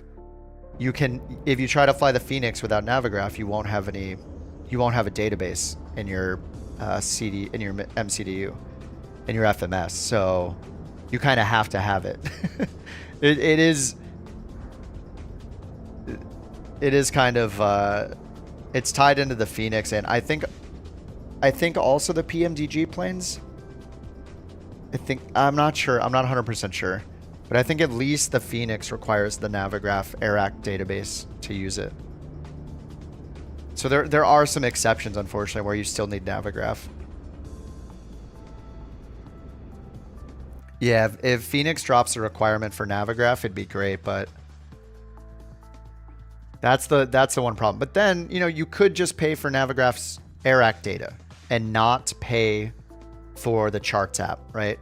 So I think it's more like the Navigraph Charts app is maybe more threatened by the EFB in the sim and the charts that are included in the sim now than the AirAct data, because of things like the Phoenix requiring the AirAct data. Survive with an old DB? How do you get that into the Phoenix? Or are you just talking about SimBrief? Yeah, like if it's SimBrief, yeah, you can have just the old database is fine. They removed that option and they only have the full subscription? Oh, that sucks. Maybe they did it because of the charts. Now they force you to get it. Oh, it's only the ultimate sub now. I didn't know that. Got it. Well, yeah, it's hard to get away with then if you just have Phoenix. Oh, Phoenix has a folder you drop the database in? Oh, there's another way around it then. I'm pretty new to flying the Phoenix in general. Like I didn't even realize that you needed Navigraph with it until recently. Anyway, if it's just the charts you're talking about, then maybe you don't need the Navigraph Charts app, but it looks like you have to pay for it anyway. So yeah, there's a reason to still have it, but what's up, rookie? Sim update 2? Yeah, it's good. It's basically everything we saw in the beta, except for, I mean, at least so far, I've only noticed the Lido charts being added in dark mode. That's one of the cooler things. Anyway, sorry, I'm talking too much. We should get this started. It's also getting late here. It's like 11. So I got Beyond ATC running. Let's go ahead and I'll set it up We'll just get our clearance now. It's fine. Couch 323 And let me get this on external power, battery, 80 IRU. 323 heavy, Heathrow delivery, expect runway 27 left, Brookman's Park 7 Golf departure, squawk for 714. I'll look at that again in a minute. Brookman's Park 7 Golf departure. Let me grab the... Couch 323 heavy.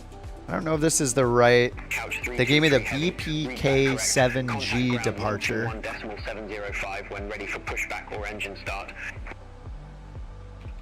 Ground 121. Oh, thanks for the 100 likes, YouTubers. Couch 323 All right, here's the route that I got. Expecting 9er right. I'll see what they changed here in Beyond ATC though. It says BPK 7G for the departure, not UT1 Juliet. 9er right. Yeah, it changed me to 27 left actually. Yeah, this says 9er right. It changed me to 27 left, so I'm just gonna edit this in brief flight here. This in brief flight plan.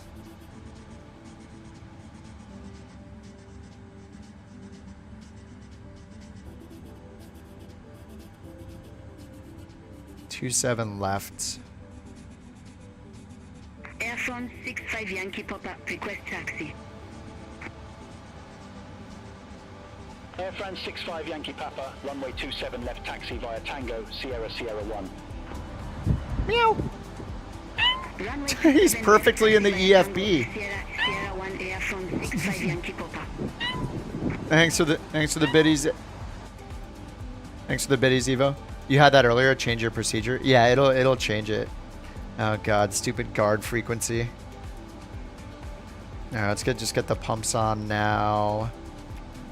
That on now. I'll just get the APU started up now.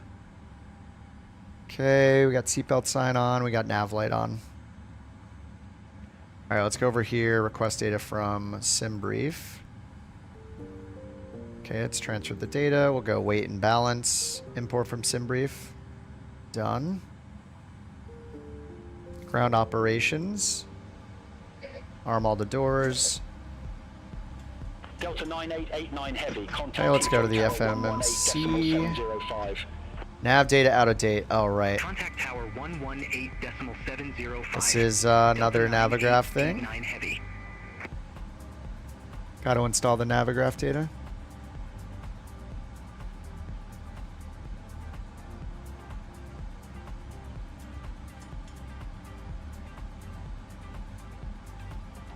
Alright, I'm just going to request new data so we get that again. Alright. Okay, database expires... Is that June? Okay, looks like we're good. Alright, position init, GPS position, reference airport, EGLL. Okay, route request through SimBrief. Set the payload and fuel instantly. Block fuel is 15.40, fuel at 170. Let's check that. 15.4, 170. That matches. And 360, yes. Alright, routes requesting. And APU is all started up already.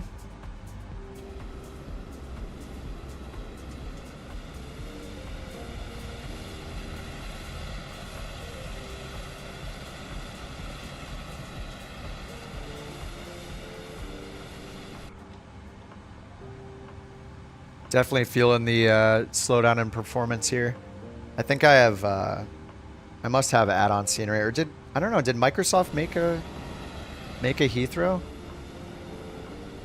I don't know if I installed this from third party or if it's just Microsoft.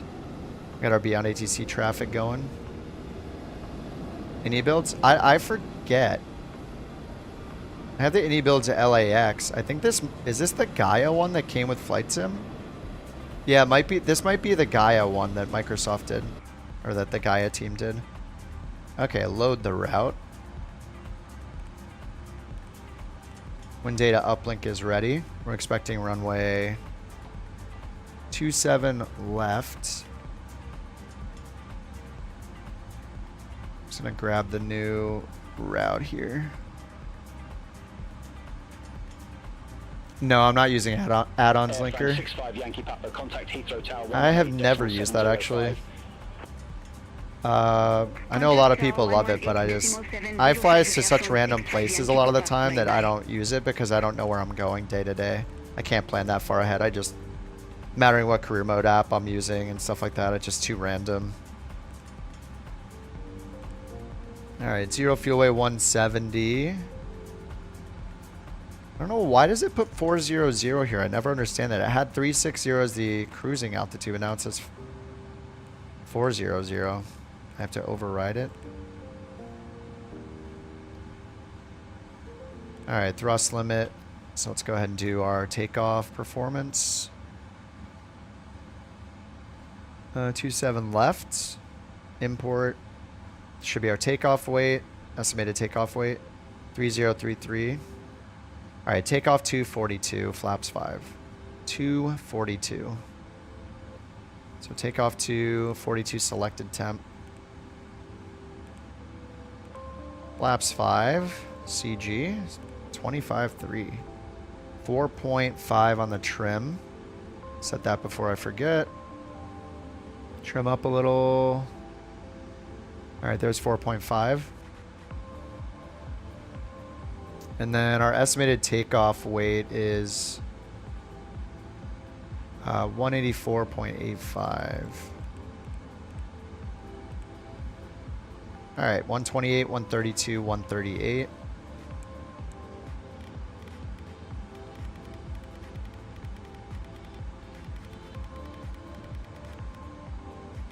Alright, 138, flight director on.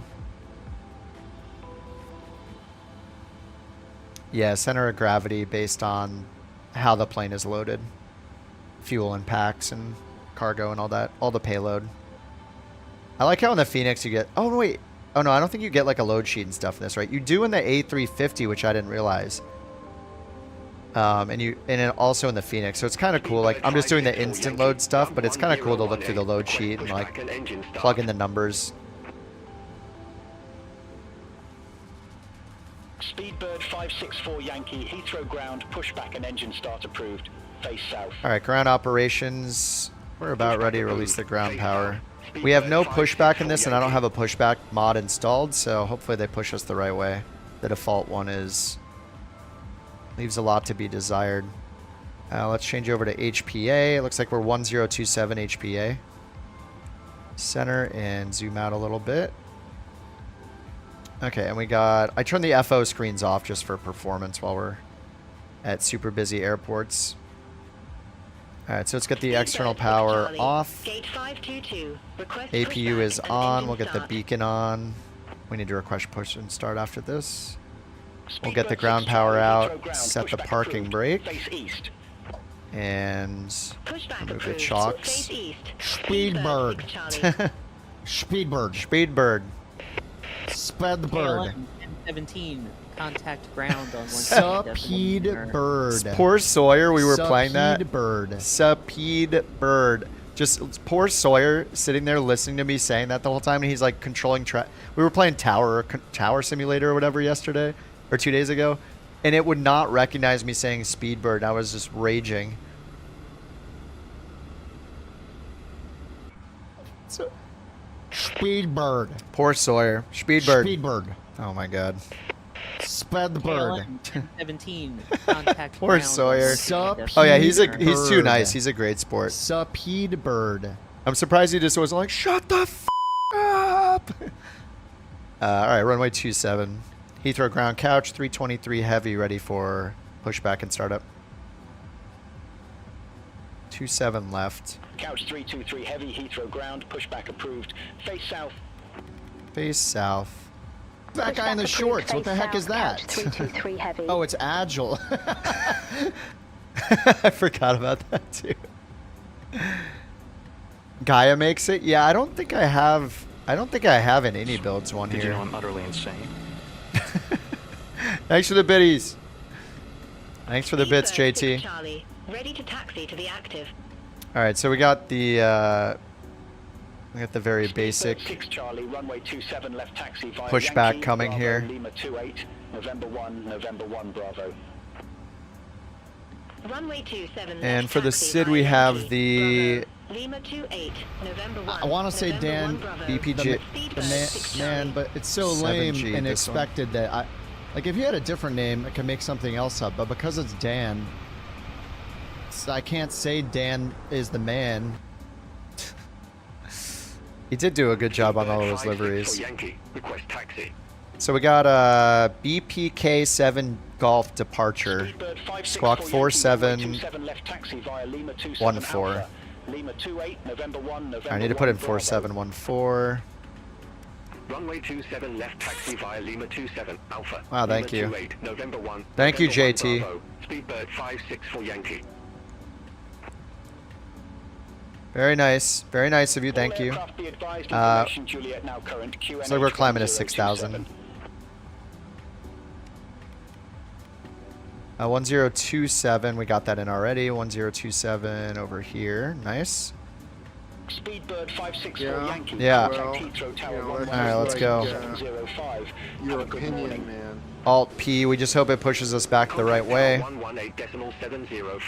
It might not. Bye bye.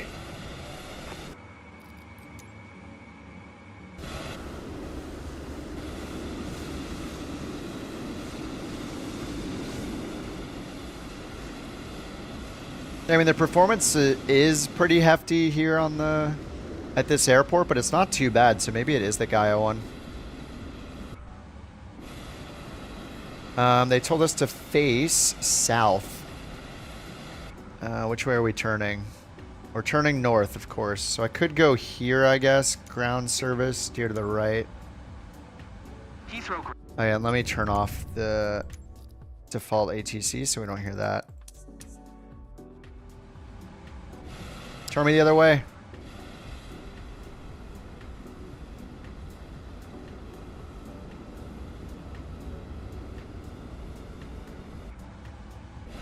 Alright, let's get the engine started here. APU bleed is on automatically in this, I believe, right? Engine 2, auto start is on. All the fuel pumps are on. And we got the APU and yeah, the bleed is automatic. Alright, engine number 2. Starting up.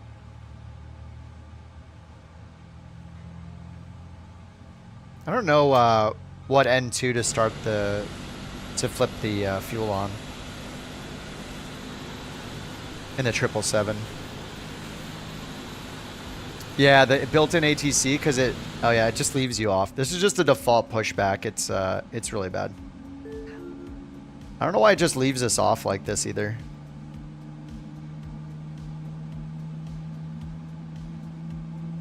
Oh yeah, just flick it whenever, that's true. I guess I should flick it right away. Maybe I just flick them both and then... Mostly flown that 737. I'm still a relative airliner noob.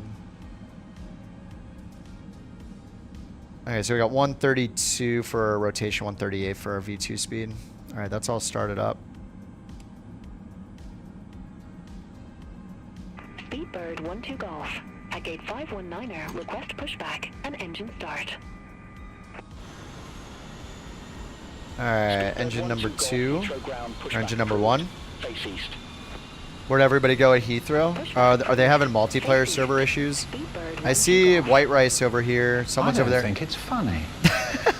You can't see people through the buildings anymore with the nameplate. So if somebody's like somewhere else and you don't have a line of sight, you won't see their name. If they're like behind something, it hides it now. Buildings and terrain. I mean, it's pretty late at night. There's probably only a few of us. Oh, you took off 5 minutes ago? Yeah, I was sitting here just blabbering, yapping as I do. Sorry about that.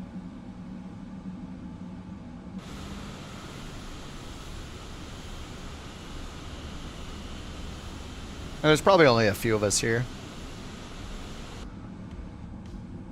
Alright, engines are both started. Excellent. Okay, let's get the APU off. Get it set to flaps 5, 1 and 5. Pitch trim is set already. We need brakes to RTO. And we have the interactive checklist I always forget to use. I'll just override this one.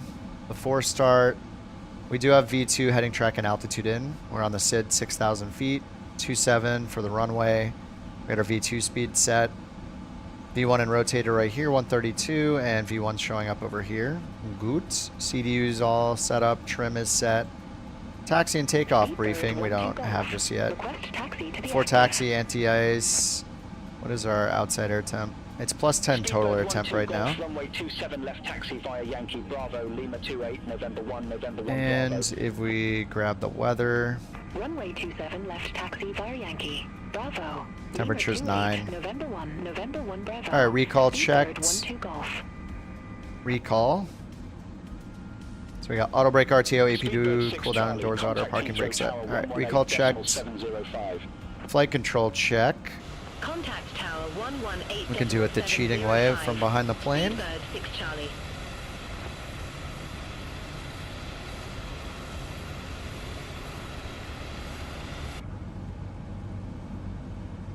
Good enough. Ground equipment clear, flaps 5.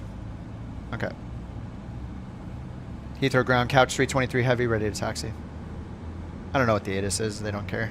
Couch 323 heavy, runway 27 left taxi via Lima, Bravo, Lima 28, November 1, November 1 Bravo. She got all that. All right, we'll taxi to runway 27 left via Lima, Bravo, Lima 28, November 1, November 1, Bravo, couch 323 heavy. Okay, I wrote that down. Lima Bravo, Lima 28, November 1, Bravo, Lima 27.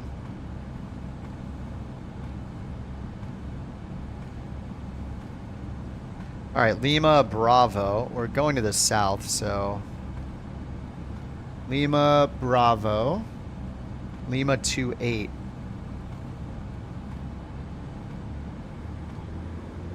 Yeah, we can't draw on this one yet, can we?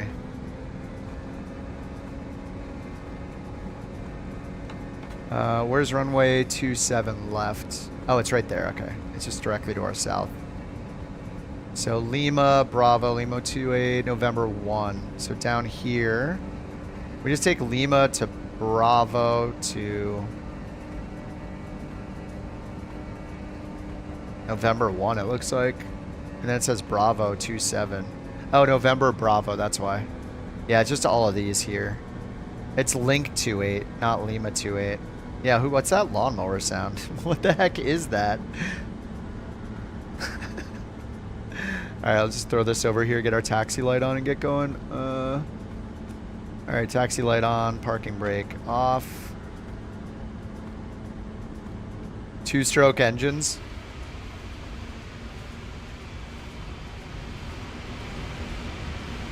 Those GE engines. What is that?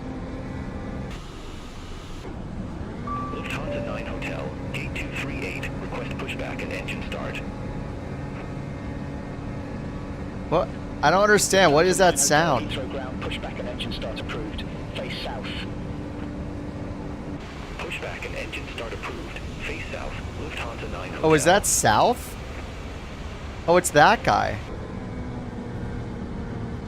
What? What is wrong with their sound? That's him. That's him flying. What the heck?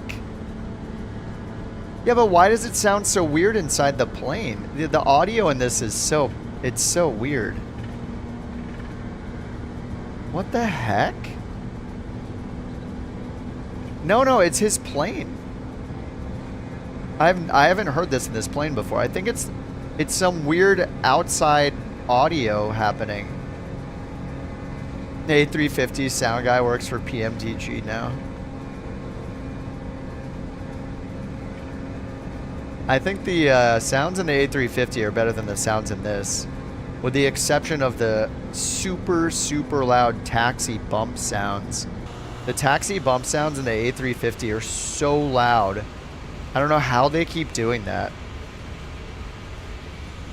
They just keep making things insanely loud volumes. The sound settings. That's true. They do. Contact tower 118, decimal 705, couch 323 heavy. Yeah, because I hear that plane out here. What plane is that, South?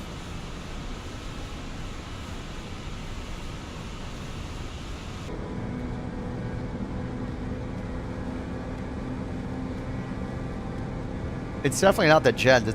It's outside sounds playing somehow in the flight deck. I have no idea. It's so weird. All right, we got Toga, LNAV, VNAV for the departure. Let's get this sit up over here. There it is.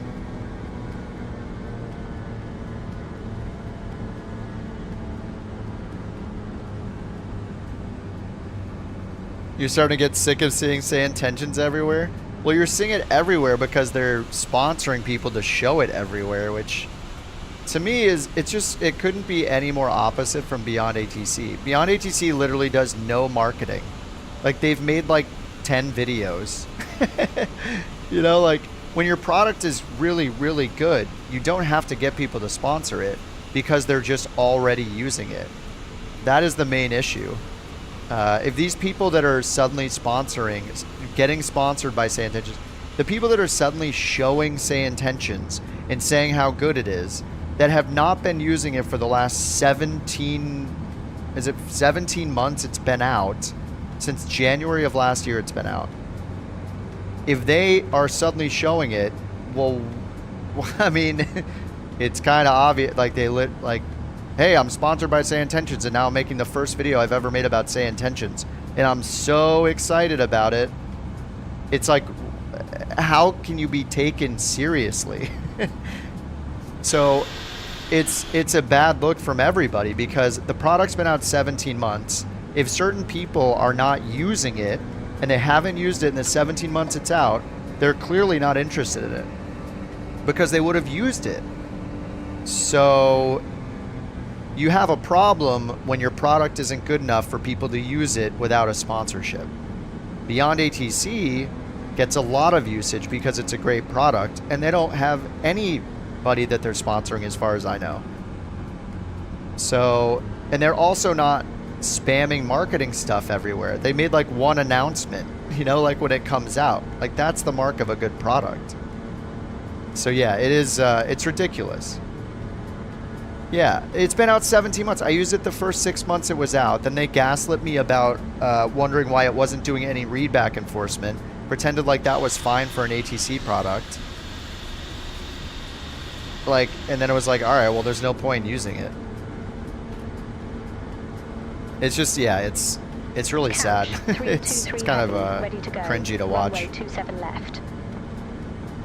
The open sky beta. I honestly don't care about anything they do. I don't care how good the product is anymore. They have shown that they are just, they seem to have no plan of what they're doing. It's just like anything they can make, they try to make it and announce it within a week. You know, it's like, it's just all spammy marketing feeling stuff. The way that they've acted in the community over the last year and a half is just, it's just gross stuff.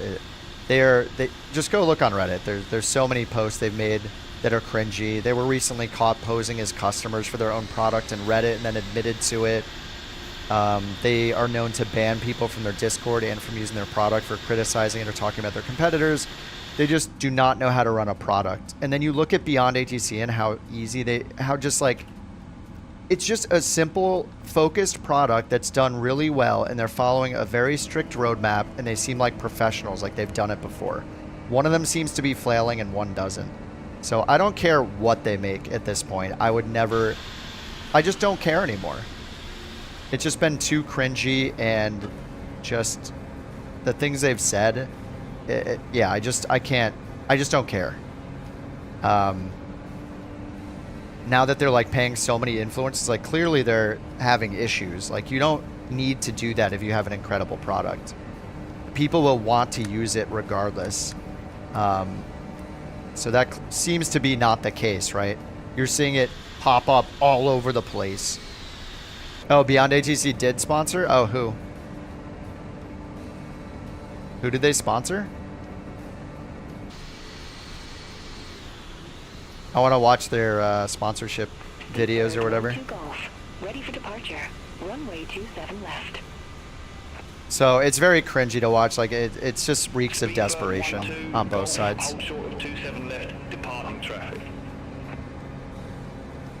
Roger. Hold short They of sponsor 27 left Overkill? traffic. Speedbird 12 Golf. When was that, when it first came out?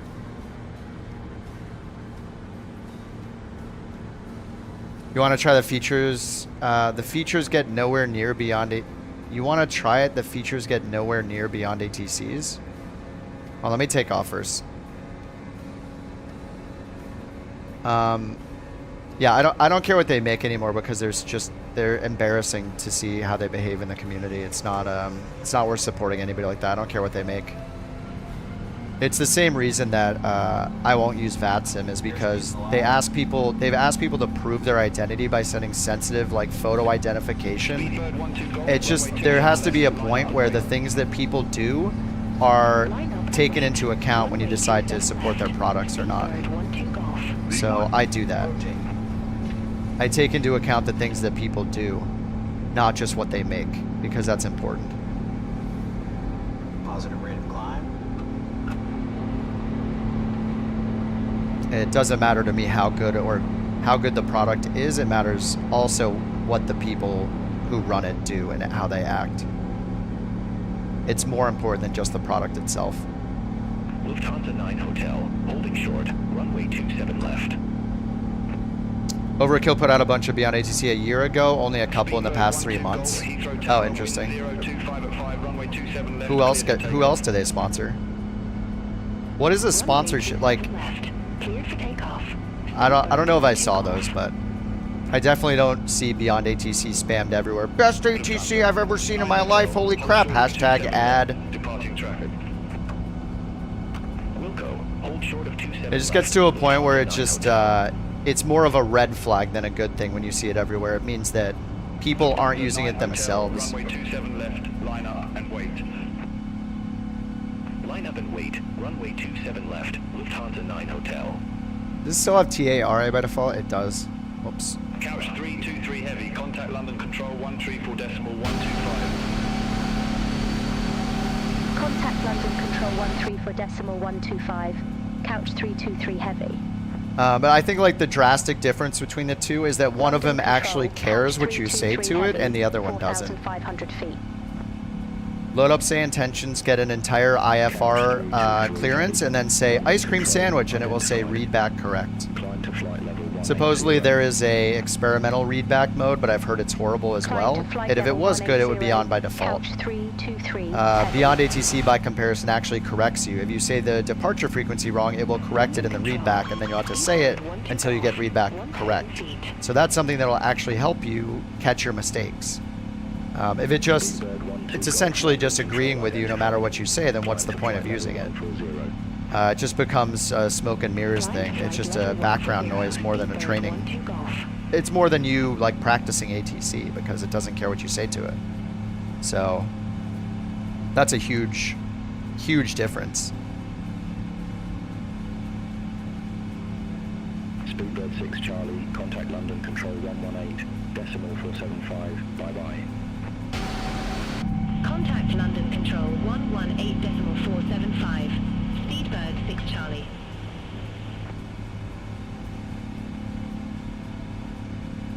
They pipe in audio recording. That's actually, I think do you have to opt in or opt out from it? I mean, back when I was using it, that is one of the features. I try to be very objective. Like I can say a good and a bad thing about everything.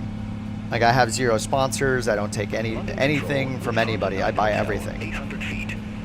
So when I was using it, one of the features I loved about Say Intentions was the multiplayer stuff. Everything but the ATC, basically. The ATC doesn't do readback enforcement. Why use it? But I think they did a good job with the multiplayer stuff because it helps bridge that gap between human ATC stuff like VATSIM, which I have a problem with because of their invasions of privacy, telling people to send photo ID and stuff. It's crazy. I don't know why people put up with that. And the AI side of things where you can have 24/7 coverage everywhere in the world. So I think the multiplayer aspect was a cool thing that they did. The ATC is the problem with it, which is that it is so wildly, like, it could just be totally chaotic and get off track because they're trying to train an existing LLM to do ATC. It's not built for ATC. So not having readback enforcement or a readback enforcement that's good enough to even have it turned on by default for everybody should be a concern to anybody that's trying to learn ATC. If you're actually trying to learn ATC to build up your skills, to get used to all the phraseology and get in the habits of doing stuff, to eventually fly on VATSIM or something like that, then you needed to enforce it so you actually are being caught in with the mistakes that you're making, you know? Where are we going right now? Let's go to Umlaut, maybe? Oh, did my autopilot not turn on? Anyway. Look at the ground. You can see the street layout is much different. Oh, yeah, yeah. Oh, this looks kind of USA-ish. Oh, maybe not with how round it is. Oh, let me get set up here. Say intentions is not offline.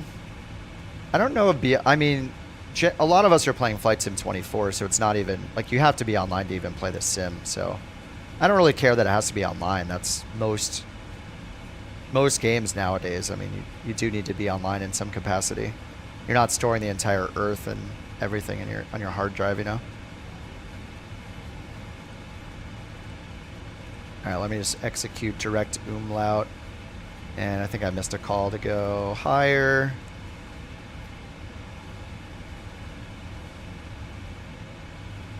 By offline, you mean single player?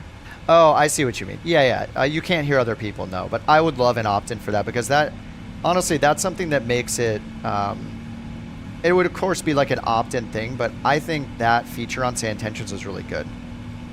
Where it's bad is that they had no readback enforcement. It seems like they still don't, or at least it's not on by default, so it must not be great. And they were basically gaslighting me when I brought it up to them almost a year ago at this point. They basically laughed and said, like, you didn't even notice, we turned it off months ago. It's like, really? That's the position you want to take when there's no readback enforcement? And I can say hot dog sandwich every time and it says readback correct?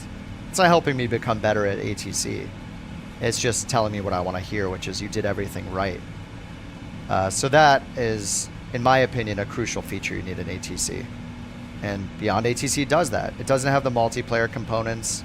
It doesn't have cabin crew and stuff like that, but there's so many other apps that do that. Like, it's just, they're working hyper-focused on making a good core ATC product.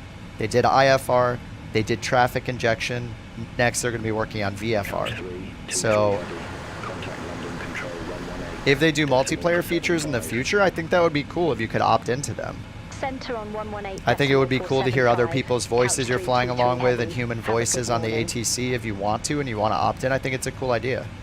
Because, you know, not even people that do fly on VATSIM, you don't necessarily want to fly on VATSIM every single day. Sometimes you just want to do it yourself, like, more casually. And if there's no coverage, which there isn't most of the places, most of the times, you have 24/7 coverage with the AI stuff. So it's a good alternative even for people that use VATSIM. Cleared direct Brookman's Park, Resumo navigation, couch 323 heavy. Oh no, I'm freezing. Couch 323 I'm freezing. Control, radar contact, I'm frozen. flight level 360. It's completely frozen. Climb to flight level 360. Oh, I recovered. Oh my god. So I don't know what these freezes are, but these freezes were not happening in the beta. They are only happening now, and I'm wondering if they stole them from Flight Sim 2020. Because Flight Sim 2020 did that to me all the time, even with different hardware at the time, and now this sim's starting to do it as of this release. It's a good thing Beyond ATC doesn't have player injection yet.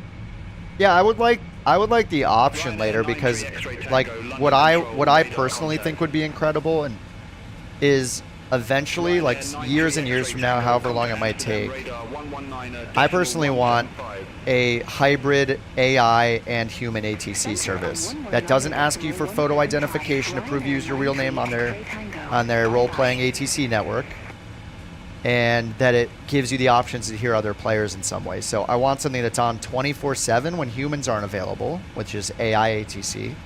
And I want humans who are as good controllers as, you know, IVAO and VATSIM have, right? But they are on this, say it's Beyond ATC. They can swap places with an AI controller at any station when they're online.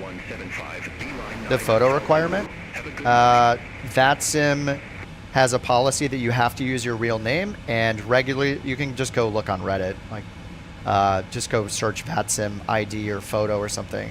There are people that regularly post saying VATSIM has asked them to provide proof of their real name, that they're using their real name on the service. And it's, to me, it's a huge invasion of privacy at the very least. They've done it to streamers before, and as obviously a streamer is not going to do it, like they're going to get doxxed, like no way. So it's just not worth it. Right, you lie anyway. Yeah, it's fine for the regular person who's not making videos and stuff, but even me with like a relatively small stream, if I did it and used a fake, which I did, I had like multiple accounts with fake names, so it's fine. But I can't use it because they'll eventually realize I'm using a fake name, because I would never give or anyone my real name. So it's just, you know, what, I'll just wait until they ban me and then refuse, and then I just can't use it anymore. So, and also, I don't want to be an exception. If it's okay for a streamer to not give their real name, it should be okay for everyone else to not give their real name. It's, there should be no, like, special treatment, you know? They should not invade anybody's privacy. So I think it's ridiculous, and they need to get rid of that policy. It's embarrassing. London Control, good morning. Radar contact. Climb to flight level 280. Climb to flight level 280, Speedbird 12. You had no idea it didn't say that in the description? Wait. Oh, you bought a plane with money that's not compatible with 24. You tried it in 2024? A lot of the planes work across both sims. 11? No, this is my last flight, sorry. I've been on for, I don't know how long it's been. I've been on 6 hours, and I gotta go to bed after this. The Skyhawk should work, the analog one. Yeah, which 172 did you buy? Because the sim has a 172, and it has a second 172 with more of a 6-pack layout that you can buy in the deluxe edition. But yeah, generally a lot of the planes that worked in 2020 do work in 2024. London Control, Ryanair 9 Tango Echo, flight level 200. Ryanair 9 Tango Echo, London Control. All right, JT, are you out, dude? Have a good night, man. Climb to flight level 370. Yeah, I'm going to see some live music tomorrow, and I'll be, probably won't be back. I probably won't stream tomorrow night when I get back, so. I will be able to see a little bit of the beta before I go, though. Oh, you're going until you land. Oh, okay. Sounded like you were saying bye. Might fall asleep at your desk, yeah. I should probably check our TOD here. Where are we at? 360, still in the climb. Oh, I didn't even go up to 360. Is it yelling at me? No, it's not yelling at me. United 9 at 18 heavy.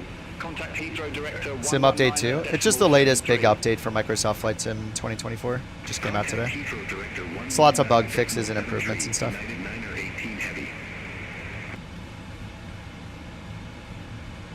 You turn the game off, it says you can't use it? Can't use what? If you got Flight Sim 24, I mean, it comes with a 172. If you got Deluxe Edition, it has a second 172. And I think the default edition has like 60 planes. I forget exactly how many. Beyond ACC told you to send way before the TOD. Confine the plane? What do you mean, confine the plane? Speedbird 564. Yeah, Beyond ATC isn't perfect either. Like there are problems with it too. They reworked the whole vectoring thing, so I still have problems with vectoring here and there. Pretty often, like I'll be too high and it'll like be trying to vector me on short final. You started a company, crashed the plane, oh, in career mode, and you sold it? You didn't have the money to repair it? You can always do the employee missions to make money back. Those are like rented planes instead of owned planes. You just fly whatever you want without risk of... It's okay if you don't crash the plane or anything. Are we supposed to start our... Hold on, where's the ETP on here? I have top of climb there. Maybe I should just level out. I'll just level out at 26,000. I've just been ranting too much. Shamrock 8, Charlie Kilo, London Control, expect red by 1 Alpha, runway 36 center. Expect red V1 Alpha, runway 36 center. Run Alpha? Shamrock 8, Charlie Kilo. The tiredness, right? I know. It's just embarrassing, dude. I just can't stand all the like cringy stuff that happens in the flight sim community. Like, and I'm flying a PMDG plane, and I love the PMDG plane, but I can also say that it's straight up weird that they also have a real name policy in their forums. Like, what the heck? It's just telling somebody to give you your real name is not a security measure. Like, you have to know that, right? People can make up names. People can make up their photo ID using any unlimited number of tools to prove to you, yeah, that's their quote-unquote real name. It's just like under the guise of security or something, or keeping the community, their community better, like keeping, it's just not. It is not going to do anything for that. It's just a ridiculous requirement from no matter who does it. IVAO also says the same. I don't know that they go to the lengths to like demand photo identification from people like VATSIM is known to do, but oh my god, dude. Like, what, or is it just massive egos or what? I don't understand. It's just crazy. No, it shouldn't fly. Like, people should not participate in that stuff. I just don't understand why they do. I mean, most people just give them a fake name anyway, so it's fine, but it's just like, I don't understand. I'll never understand.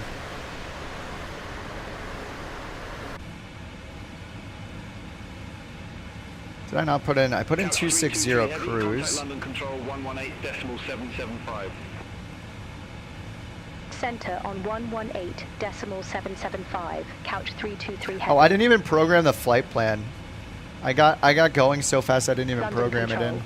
EGPF ride 1G. Passing flight level 260. This is a fail. Flight level 360. Direct. Maybe I am tired.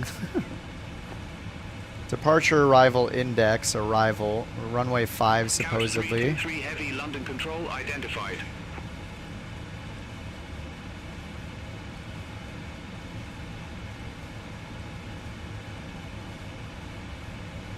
No, that's not it. I didn't even like program the flight plan in. Oh, this one. I don't know which transition we have. I'll just pick this one for now.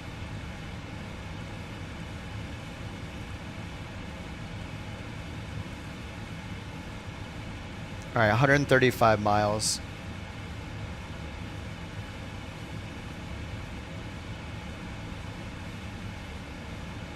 You're forever known as Patrick Ennis. On the forums, yeah. Yeah, it's so hard to use a fake name. Nobody's ever done that their entire life on the internet. It's just unbelievable that I just can't, it's crazy. I don't know. Oh, I'm freezing. Oh, I'm freezing when I switched over to New Sky. Or if it's a traffic injector? I wasn't using that earlier. Yeah, the sim's just frozen. I have not had this happen in Microsoft Flight Sim 24 yet. These 30-second random freezes that are happening is straight up a Flight Sim 2020 thing that used to happen to me all the time. And now it's suddenly happening the day they released Sim Update 2, and that was not happening in the beta either. I don't know what they did. The shader cache, maybe? Yeah, that was the problem in 2020. Hand fly and descent, yeah, that would have been fun. I get that VATSIM's supposed to be realistic. I mean, it's only realistic. It's just like everything else with the Flight Sim community. It's only as realistic as that person thinks it should be. Because if they take it to full realism, then to fly on VATSIM in an airliner, you would be forced to do 2 pilots, right? So that's too realistic, right? It's only as realistic as they personally want it to be, which is most things in Flight Sim. So people will get upset that you have a flying dragon, but then they'll hop and do a long haul as a single pilot on VATSIM in a 777. That's not realistic. They're making all the calls themselves. They don't have a second pilot. Do they have a relief pilot? You know, like, they better have 3 people in that plane, or why? That's not realistic. So, yeah, the Dragon is sweet. Yeah, they just can't enjoy things. They have to... It's not what's realistic. It's what's their version of realistic enough. So if you don't agree with their version of realistic, then they don't like it. Oh my God, you're using sim rate in career mode. I don't use that. Yeah, well, I don't have 10 hours to sit in my basement, you know, eating Cheetos, South Park style, doing this for 10 hours because I have a family or something. But I do want the accelerated experience of flying across the Atlantic in a 777 or whatever. You know, like, of course I'm going to use sim rate. It's just, they don't think of anybody but themselves when they have those ideas of what realism is.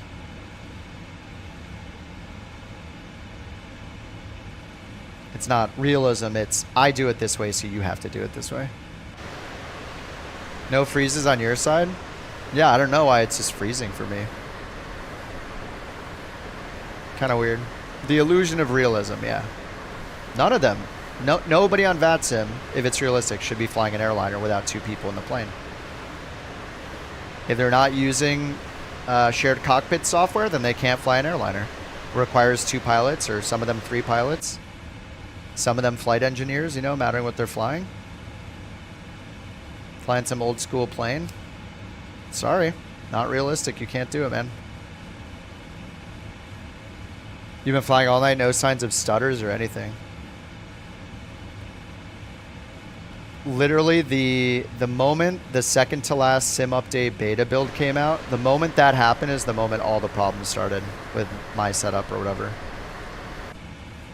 Like, before that, I was doing flights like just fine. Everything was fine.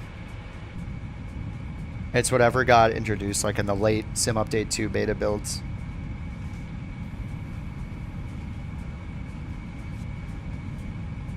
The shader cache. Yeah, I'll take a look at that tomorrow.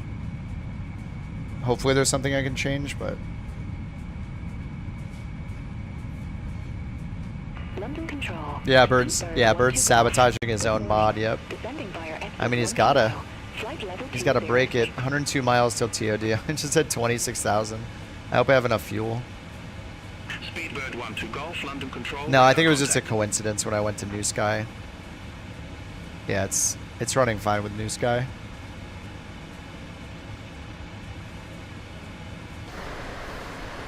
What is he doing? Testing his software.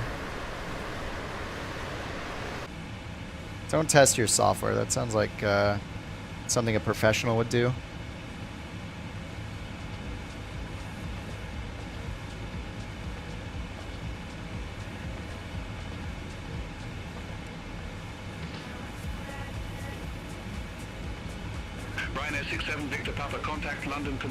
You ran out of VRAM because of Beyond ATC? I have my Beyond ATC settings pretty low because, yeah, it can chip away at your FPS for sure. I have my settings at mostly 2 for the traffic. En route is 5, but the parked departures and arrivals traffic is all set to 2 right now. I wish they would change it so it was a limit on the number of planes as opposed to like a 1 to 10 slider, because at a small airport I want it to be an 8 and at a huge airport I want it to be a 1 or a 2. I wish that it'd be cool if they updated it to some kind of limit instead of like this arbitrary setting, like percentage or whatever it is.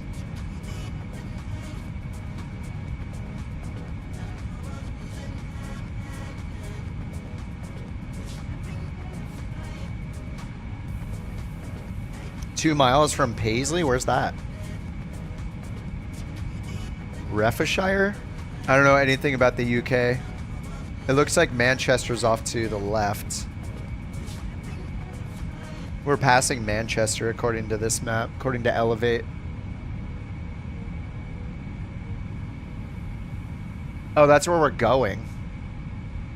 Oh, in Scotland at Glasgow. Oh, Glasgow. Yeah, okay. Where is that? It's the airport you're flying to, stupid. Oh. FSX? Yeah, if you have the hardware, I mean, it's pretty insane what you can get nowadays. I didn't play FSX. I only got started simming with X-Plane 11, like literally a couple months before Flight Sim 2020 came out. Oh, your computer's ancient, yeah. Does X-Plane run on it or not? Like X-Plane 12, like I don't know how good the performance of X-Plane 12 is on older machines. Channel 77 uniform, contact London Control 118 decimal for 75. Contact London Control 118 decimal for 75, Channel 77 uniform. Oh, barely runs. Oh, X-Plane 11 barely runs on it. Oh, whoops, I didn't mean to have that up the whole time.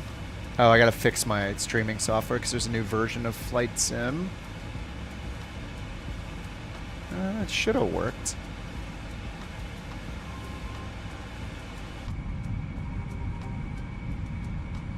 Used to build things that were sometimes shipped 10,000 miles away without internet access, so they had to work. Otherwise, you had to fly there with a USB drive.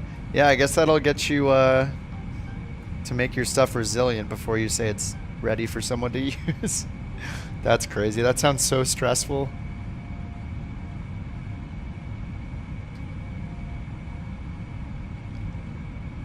Yeah. xCloud for Flight Sim 24. I think you can still only use controllers though, right? Cloud gaming might be a decent idea. How does it not sound like the same accent? Badly scripted AI? Not sound like the same accent? I mean, I'm using Beyond ATC with... I have a combination of the voices. I do have the premium voices that you have to pay to top off because it's through like some partner of theirs.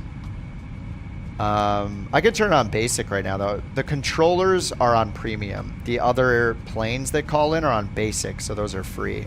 But you can see my characters are almost out, so I have to pay more to top them off. I feel like I top it off like every month or two, and I'm playing like every day. Lufthansa 5 X-ray Victor. So that's a premium voice. Runway 10 left, report ready for descent. And then the pilot will be basic. That's a free voice. Ready for descent. Lufthansa 5 X-ray Victor. So that's a free one. So you can hear the difference between the quality. Lufthansa 5 X-ray Victor, descent to flight level. That's premium. Descent to flight level. And then that's basic again. Lufthansa 5 X-ray Victor.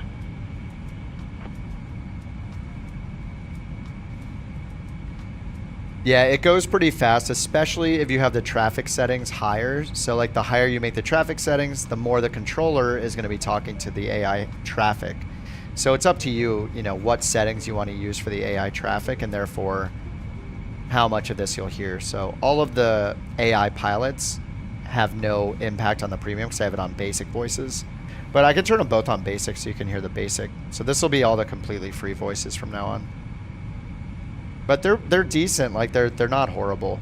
You get a lot more, I think, like accents and stuff if you use the premium ones. But I feel like a lot of people are fine with just the free ones because they just love the idea that they paid $30 and never pay for it again. So just that's one of the big things that's appealing about Beyond ATC is it's just $30 US dollars, $30, lifetime updates. You can use all the, look, it's freezing again. Yeah, I don't know what is going on with the freezing. Looks like I have yet more investigation to do. This is new too. This has not been happening until today, these freezes. But yeah, I mean, just paying $30 and never paying again is a pretty sweet deal. And apparently people think it's a sweet deal because they have just a crap ton of customers and interest compared to the alternatives, which have like I still love that say intentions is less popular than default ATC is very funny. My cache size 16. I've changed this before. Let me change it to 64. Descend to flight level 200. Easy 151 Quebec.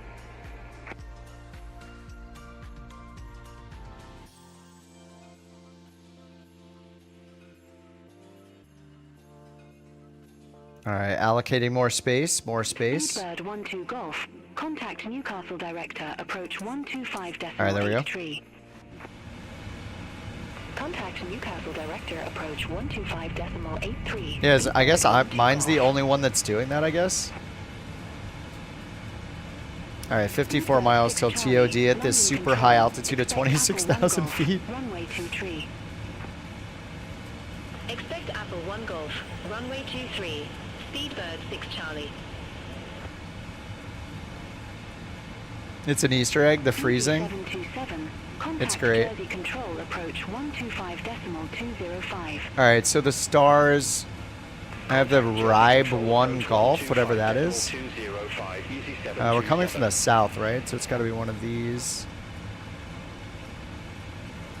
Oh, it's the Ribe 1 Golf. London Control 118.475. Bye-bye. Flight level 70 over here. Contact London Control 118.475. Alright, we just go down to 70. Easy 56 Romeo Foxtrot. Alright, 7,000. London Control, Flyer 9 Foxtrot Bravo, flight level 2 906.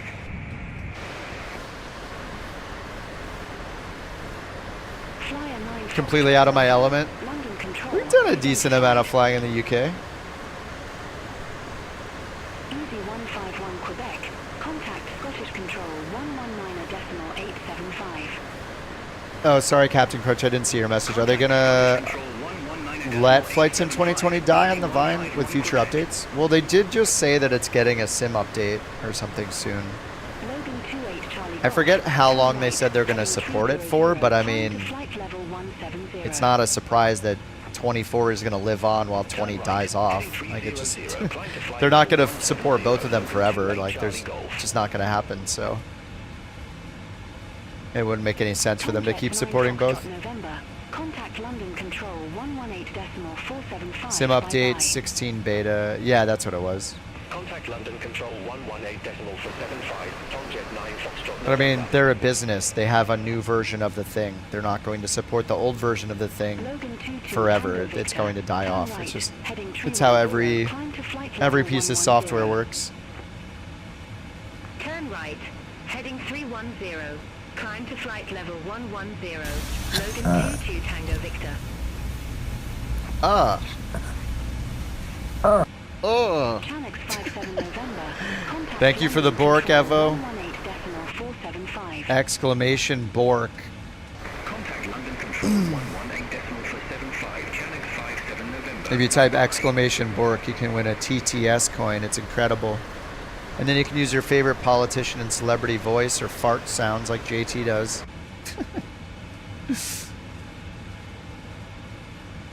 Thanks for the Bork. Appreciate that.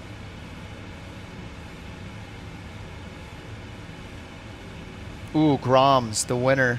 JT did the Bork. You did the Tangia? Oh, it says you did the Bork. 179 is Durham's. How do you install Sim Update 2? Just launch the sim. Were you on the beta, North? I don't know if it was the same experience for everybody, but Mega Air Oscar November. Turn right. Heading 325. you were on the beta. You didn't get the update. Opt out of the beta. So if yours is on 4.18 still, this is what happened to me. I have mine through the Microsoft Store and the Xbox Insider Hub. I had 4.18 and it would not update to 4.20. I had to go and opt out of the beta and then launch the sim, and then it downloaded 4.20, and that worked for me. You might want to back up your community folder just to be safe if you have a lot of stuff in there. But I had to opt out and then launch, and then it worked for me. Roger. Resume on navigation. Mega Air Oscar November. Oh, your accents always sound the same, even if you're flying in Europe. They all sound American. There is an option in there for it, I think. Isn't there like a use basic accents? Do you have this use international basic accents off? Or on, I mean? I have it off. These are the options I have on it. Just use international basic accents off. If you have that on, maybe it's avoiding the accents. You'd only fly a Ryanair livery? Yeah, I was doing that for a bit with the the 737 and a pilot's life when I was flying for Ryanair with a pilot's life. I have pretty bad landings. They're usually like 400 feet per minute, 500 feet per minute. And the airliners, it's not good. I got a lot of practice to do. What's up, Kyle? Now that it's released, you just need Phoenix to get on their game? What do you mean? I was just flying the Phoenix the other day. I fly the Phoenix quite a bit. What's wrong with the Phoenix? Expect radar vectors. ILS runway 25, easy 102 Mike. Delta 46 Heavy, cleared direct wall. Resume own 24 update? They made an update to make it compatible with 24 1 week after 2024 came out. They literally updated 1 week after the launch day of 2024 back in November. Contact London Control 118.475. I use it like every other day, the Phoenix. Contact London Control 118.475, easy 38 Golf. You play on Xbox? Yeah, you're unfortunately stuck with the default ATC on Xbox. They made some improvements to it in this release. I didn't look at all the improvements, but there is a list of them in there for ATC improvements.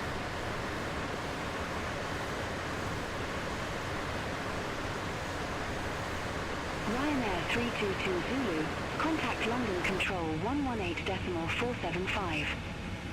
Oh, the BFU? Yeah, I mean, we don't know when it's going to come out, so.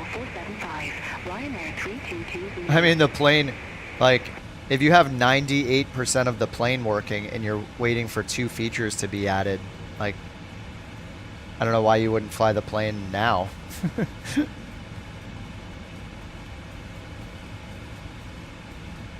I mean, I've been flying it since 24 came out, since they updated it 1 week after 24.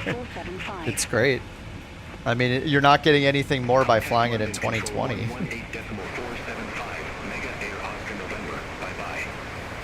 Oh, okay. I thought you were saying that you're like unable to fly or something. What do you mean you don't know what they're doing? I mean, they barely just announced that, so yeah, I mean, they gotta work on it. They gotta finish it.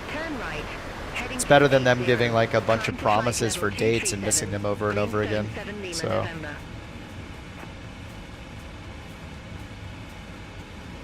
Logan 22 Tango Victor. I'm on PC, Worm. Runway 09er. Report ready for descent. Pennant 1 Lima, runway 09er, ready for descent. Logan 22 Tango Victor. Logan 22 Tango Victor. You didn't get the update message, but the game says it's 1.420. Yeah, 1.420 is sim update 2. Descend to 6,000 feet. Logan 22 Tango Victor. They said a couple weeks ago. Oh, yeah, just it's easier to go through like any kind of gaming with not just assuming that every date is a lie. Nobody's good at making up dates or timelines, so anytime someone says a date, just until it's out, I just don't get my hopes up. PC version? I have mine through the Microsoft Store, but it's just a personal preference. I had mine through the Microsoft Store just because if I ever wanted to use like xCloud, then I could, or if I wanted to,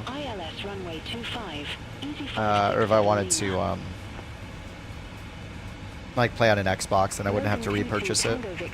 Contact Liverpool approach 119.855. Contact Liverpool approach 119. Oh, you're saving up your channel points to get as many failures as possible? Great. Yeah, this plane, like the Phoenix is really good with the random failures button. On this plane, I have to like go into a category and turn on how many failures happen per hour or something. It would be really cool if the PMDG team added a little random failure button. That'd be great. It's probably easy to do. I mean, they have all the capability to trigger the failures, so they just need a dice roll button. It'd make it really fun. Left and right engine fire, yeah. I'll probably do that again this weekend. We'll see how things go with the Sim Update 3 beta tomorrow. But I won't be streaming tomorrow. Unless it's for like an hour or two super late at night, but most likely not till Saturday. Couch 323 Will the game be heavy. better on Have a good PC morning. cloud gaming, or is it same as Xbox? Scottish Control. I don't Couch know. 323 heavy. I haven't Flight played it on level cloud gaming 217 for before. Flight level 360 direct Brooklands Park. Like, Xbox has some limitations with what you can do with the graphic settings. Couch 323 heavy. And I don't know if xCloud has those limitations or not. I can't say because I haven't played it on Xbox. So. Scottish Control. Expect River 1 Golf. Runway 23. Okay, I should tell them we're ready for our descent, even though we're already descending. Oh, they just gave us clearance. Expect Okay. River 1 Golf. Runway 23. Riba Couch 1 323 Golf. Runway 23. So that is the star that we have right here. Riba 1 Golf. Runway 23 though, not runway 05. So we need to switch the runway to 23. So first of all, let me go up here. I'm just going to change it up here so I get the charts easily. Approach. Change to runway 23. There's an ILS. And is it GLW or GOW? I have no idea. Where is GOW? Maybe it's GLW? Easy 29 Golf Charlie.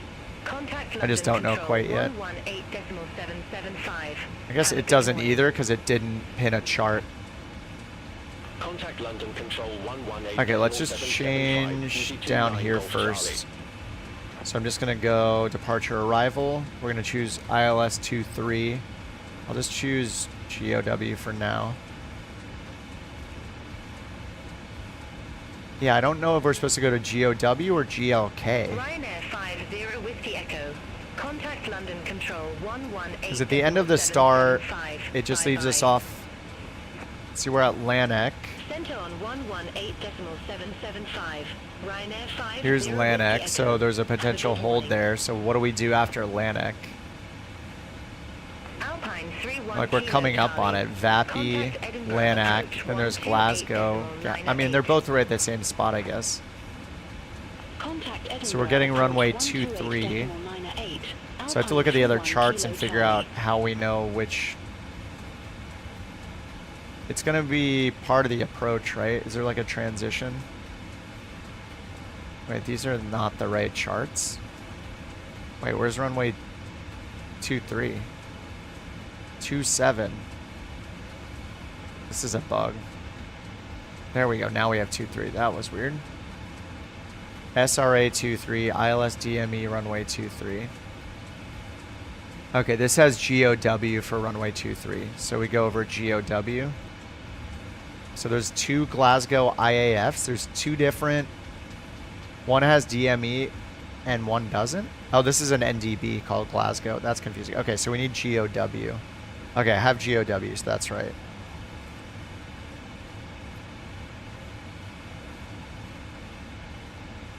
Because here, this is, assuming we get the ILS 23, then down here, it's got GOW right there.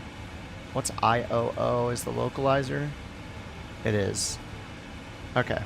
110.1 for the localizer. So let's get that in down here. RadNav 110.1 228. Okay, that's in. For DME, we use IOO, which is the localizer. For the go around, it references whichever is later. What the heck? Whichever is later, I guess it would be GOW. So GOW Glasgow is already in there. Okay. So here we need to get down to 2,900 feet at GOW. Just gonna put in 2,900 now. Kind of listening to ATC, kind of not. And then I'm not sure what to expect on the plan view here. So we step through the legs. We're flying outbound with a reversal. Okay, and then that's the go around. So we're overflying the field over the Glasgow VOR, flying outbound and doing the reversal, which is shown here. It's more like a hold in lieu of procedure turn kind of thing. So we're flying outbound as if it's a hold to get on the racetrack pattern, turn around and intercept the localizer. on 1101 with final approach course of 228. Alright, so I think that's right. And we're good on profile right now. We need to slow down. We have a 10,000 limit on this thing? Slow down, dude. Holy. Why is it going so fast? Do we not have a 10,000 speed limit here? With the landing lights on. Everybody sit down. Alright, double check the weather. QNH is 1031. Let's get that in the pre-selector. Alright, 1031. 1020. Alright, 1031 right here. And let's get in over here too. Alright, 1031. And then runway 5 is recommended. I mean, it's fine. It's 1 knot wind. So it's pretty much winds are calm. Yeah, variable at 1 knot. Okay, let's go ahead and do our landing performance over here. Landing en route. Runway 3. Oops, runway 23. Turn right. Heading 350. Right heading 350. Right. Heading 350. Couch 323 heavy.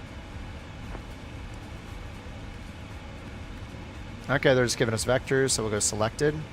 350, just taking us out here, and then we'll turn left to intercept, I guess.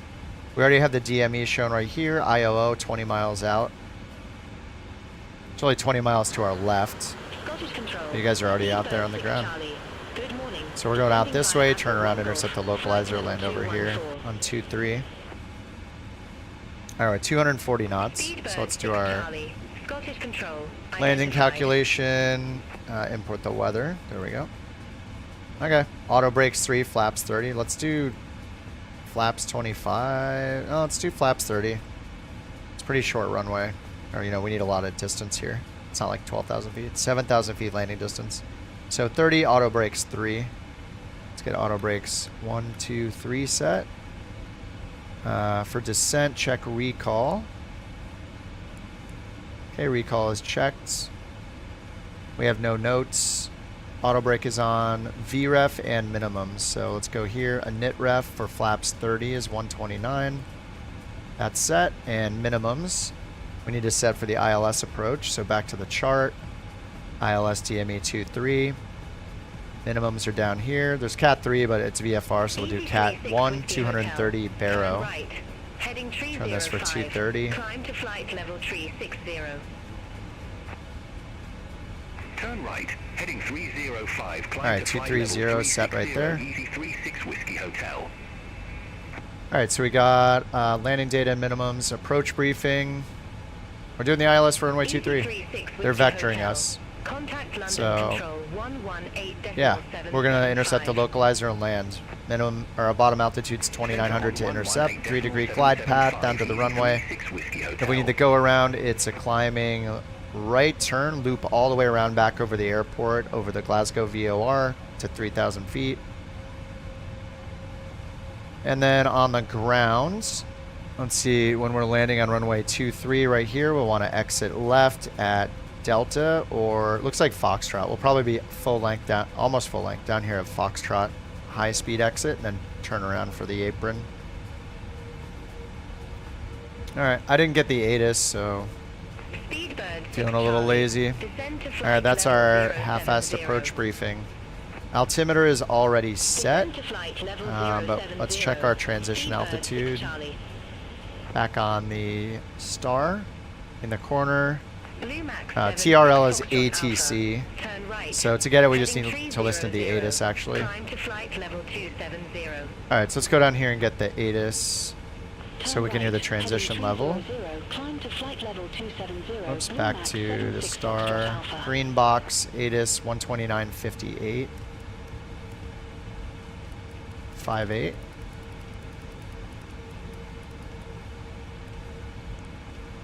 Alright, we'll get the transition level. QNH1031. VFR condition. 1031. Landing and departing runway 23. Transition level 060. Alright, perfect. Read back all hold short instructions. Advise on initial contact you have information whiskey.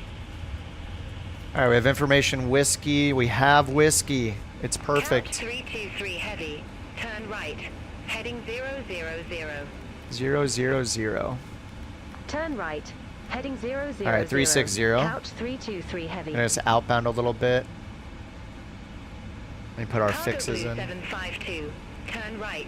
Heading Fix for runway 23. Climb to flight level 270. Give it a 5. 10-mile rings. Heading 305. Climb to flight level 270. Cargo Blue. Alright, there are 5 and 10-mile rings from the airport, from the runway threshold. Couch 323 heavy. Turn left. Heading 330. 330. Turn We need left. to keep descending. Heading 330. Couch 323 We need to get down to heavy. 2,900 feet. I'm just going to tell it to take me down. Easy 70 Whiskey Juliet. Ground speed's 207, so 20 divided by 2 is 10, so 1,000 feet per minute. We'll just do that for now. Might need to increase that. They're turning us to vector for final right now, but we're higher than we should be. Alright, it's 182 here. I'll bring it down to 180. Like, let's go a little faster. I don't want it to get down here towards our minimum speeds. Alright, we're going to hit Loke, because we're coming up to it. They're going to tell us to turn left anyway. I mean, I shouldn't hit it until they tell us. No, let's do 2,900. We'll get the speed brakes armed. Altimeter is set. Speed brakes. Next is gear and flaps 30 for the approach. We got seatbelts on. Landing lights are all on. Taxi lights off till we get clear to land. Alright. Couch 323 heavy. Turn left. Heading 260. Intercept the 27 left localizer. 26027. Turn left. Heading 260. What? Intercept the 27 left localizer. 27 Couch left? 323 heavy. Wait, they told me to get runway 22. Wait, what? 27. Huh? 27 left. That's a bug. There's only a runway 23. All right, we're gonna do runway 23. We'll just do runway 23. That's fine. All right, intercept the localizer. There's Loke. And glide slope is right on top of us. I'll hit approach mode now, so when it's done intercepting, it'll grab the glide slope. We're gonna get flaps 1 down. Speed brake is armed. So I'm gonna make sure we get low enough. We're still a little more than 10 miles out, but I feel like I guess we're good now. 2,500. Okay, I see the runway. Do I? No, I don't. Yeah, I do. There it is. I see the pappies on the left side. Alright, let's sync the heading bug straight ahead. 228. Let's switch to uncentered mode. 10 miles. That's our 10-mile ring. We're at our flaps 1 speed. I'm just going to slow our rate of descent so we grab the glide slope. And for the go around, it was what, 4,000? Alright, there's glide slope being captured. Go around is 3,000. So we'll set selected altitude to 3,000. Heading bug is synced. Okay, and we're on the glide slope. Let's get flaps 5. And then while those go down, we're going to move our selected speed down to the 5 bug. Contact Glasgow approach 119.1. Okay, move it down to the flaps 5 bug right here. 119.1. Speedbird 6 Charlie. And then our VREF speed is 129. Winds are calm. We're just going to add 5. We got a little tailwind right now, actually. They were reporting 1 variable. 1 not variable. So 129 plus 5, 134. 134 is our final. I'll just do 164, so then we'll go 54, 44, 34. Alright, we have flaps 5. Let me get flaps 15 and gear down.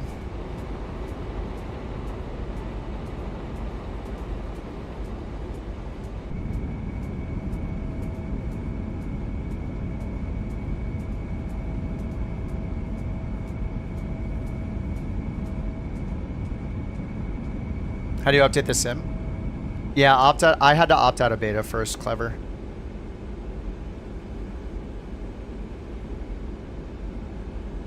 All right, pull the selected speed down to flaps 15. Here's the 5-mile ring.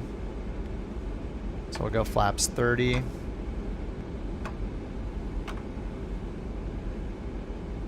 And then select our VREF plus 5 speed, which is 134. All right, 134. And winds are calm. Normally the wind indicator's right here. All right, if we need to go around, it's we go straight, then a climbing left turn around, back around the airport. Scottish Control, Easy 30 Charlie Victor. Through flight level 140 for flight level 170 direct DCS. Easy 30 Charlie Victor. Alright, let's get the autopilot off. Good morning. Radar contact. Climb to flight level 350. Climb to flight level 350. Easy 30 Charlie Victor. Blue Max 76 Foxtrot Alpha. Contact London Control 118.775. Contact London Control 118.775. Blue Max 76 Foxtrot Alpha. Bye-bye.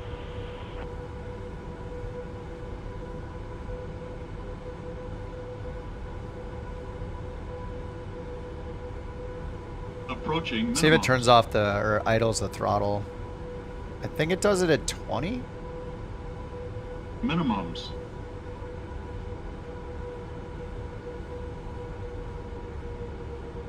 $100. 50. 40. 30. 20. 10. 5.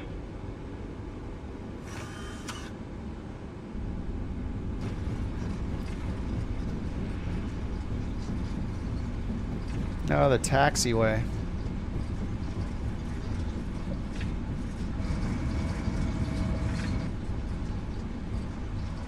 My nose is a little off the center line. That's fine. Better than crashing the 737 earlier. Alright, reversers are stowed. Auto brakes off, and here's our exit. And the winds were calm. I had no excuse. If I couldn't do that, then I should just stop playing the sim. At this point, that'd be more embarrassing than crashing the 737 earlier.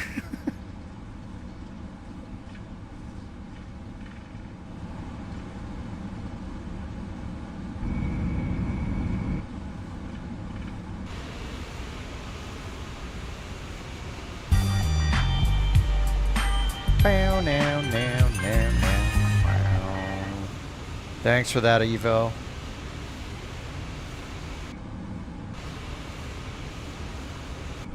Alright, let's get the parking brake on.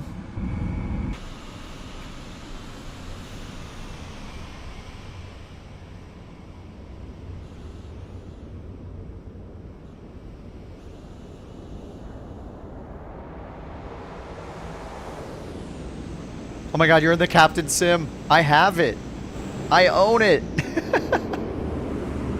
Is it fun to fly? Whoa, the LOD, holy crap. The civilian Hercules. I bought it, but I haven't flown it yet. What is going on with the LOD in this thing? This is the latest Captain Sim product. What do you guys think?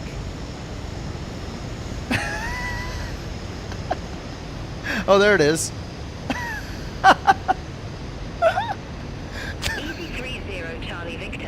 Heck yeah, dude. Whoa. This is, to be fair, this is probably not their fault. This is, the LOD is so bad in this sim. Like, this is why we need tomorrow's beta as soon as possible.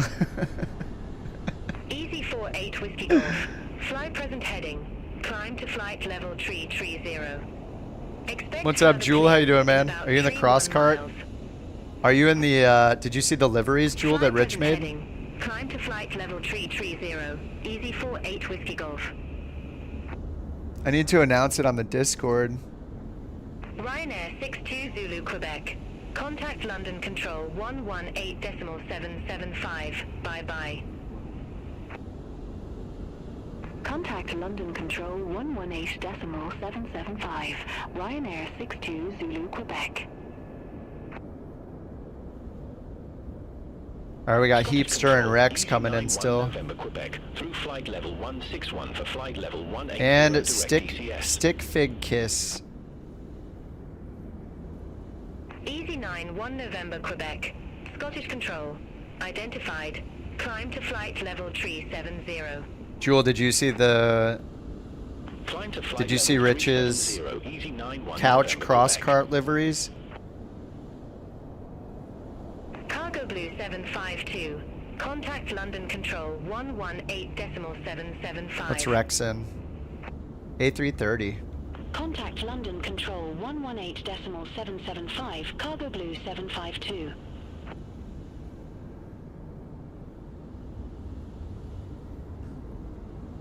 Oh, Heapster's coming in first. The Spit. It's just replacing it with a generic, unfortunately. Bird strikes? 8 Whiskey Golf.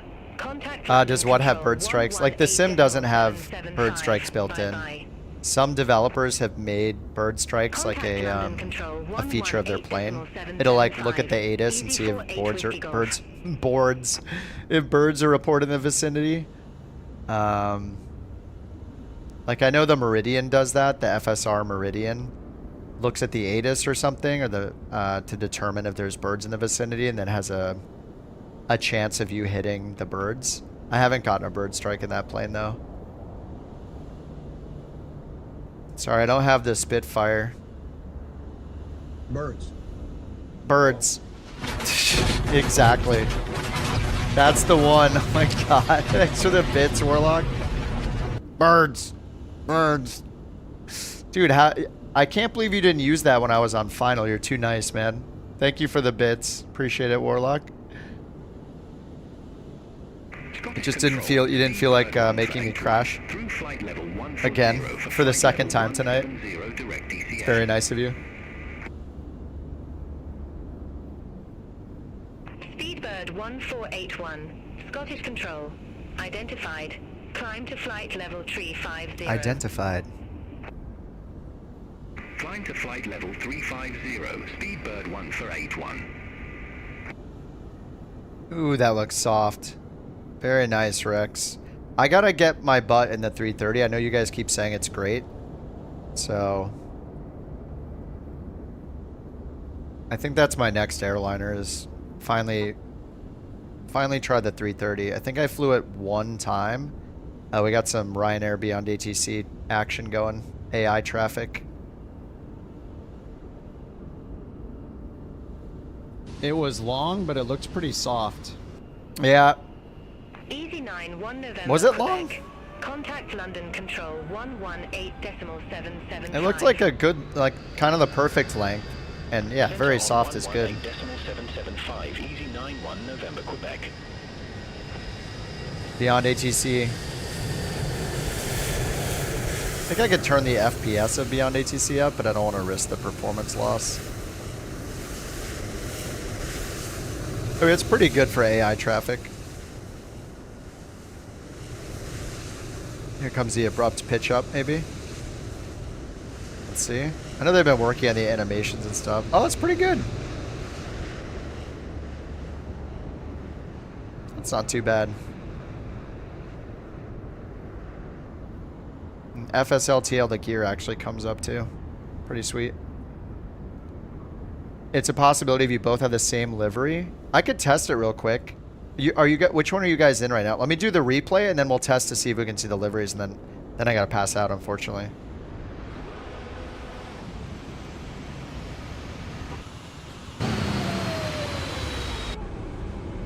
This was a gimme, this landing.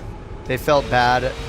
They felt bad for my my max mishap earlier, so they gave me this one.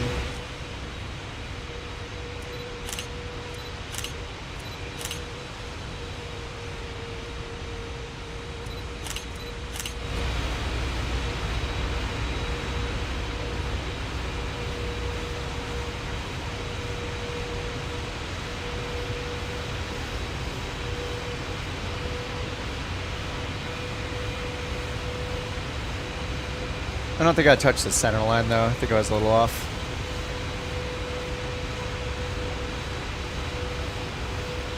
Hopefully they just fix the bug with the liveries where if someone's using a livery you have and your air traffic settings are high enough that you see them in that livery, because it's kind of annoying if you only see somebody in the livery you're already in. If they happen to be using the same livery, like, that's kind of meh. Oh! How did I mess that up? No! Oh! Yeah. Bird 1481. Contact London Control 118.775. Center on 118.775. Speedbird 1 for 81. Traffic. Traffic. Traffic. Oh no, not that.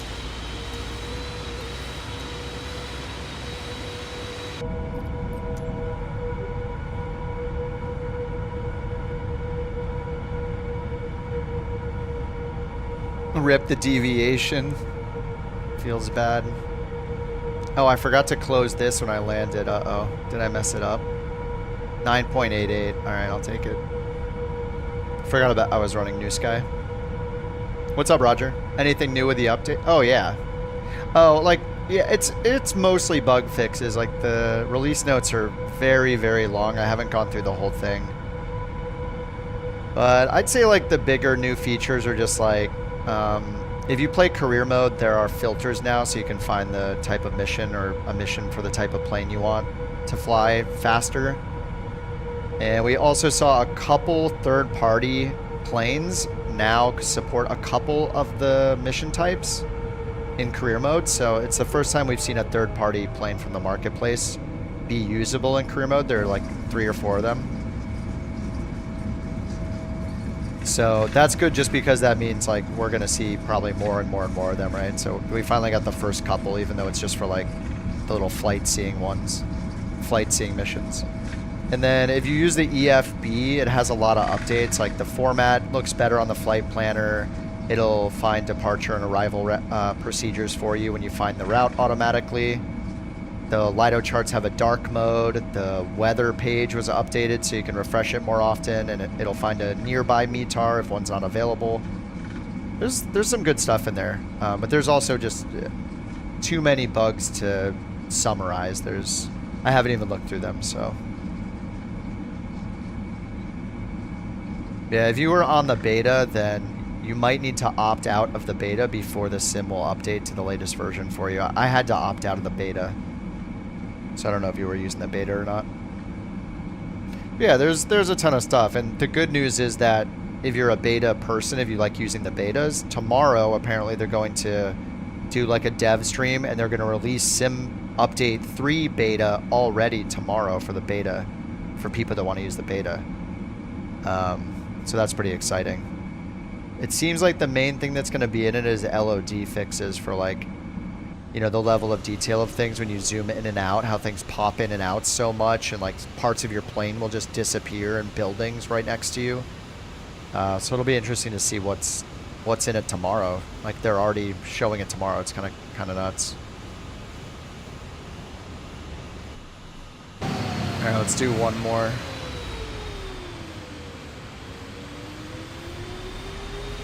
And then I'll hop into the. I just want to see the wing flexi version. This version. When flying IFR, you get different waypoints in your EFB than you get when making sim brief. Outdated AirAx cycle because you don't have Navigraph. Maybe. I feel like usually the outdated AirAx cycle, it'll like give you like the Hollywood 4 arrival instead of the Hollywood 5 arrival or something like that. It's hard to say, but you can always sync them together. Like whichever, you can either use the flight planner first and put that route that it gives you into SimBrief's route section, or you could do the opposite. Whatever SimBrief gives you, put that into the EFB and see if it takes it. Because it should tell you if there's a discrepancy. Like if you're trying to put in an arrival procedure that's in one but not the other because of the database differences, it will say that that's not found or whatever. Yeah, I mean, I like using Navigraph too. I use it as much as I can, just because of the the performance info, the fuel estimates. Oh my God, right main gear on the center line. Heck yeah! Am I a real pilot now? All right, let me load back in here, and we're just gonna test the cross cart real quick before I go to bed. See if we see each other's liveries. And which one are you guys? Which livery are you guys in the cross cart? Who's in one? Rich and Jewel. Just so we can see if it shows them. Which livery did you guys pick? Need to all be on Sim Update 3. I mean, we probably will be tomorrow, right? Sim Update 2 comes out. We play it for like 6 hours, and then we wake up, and then we're on Sim Update 3 beta. You're in the office chair? Okay.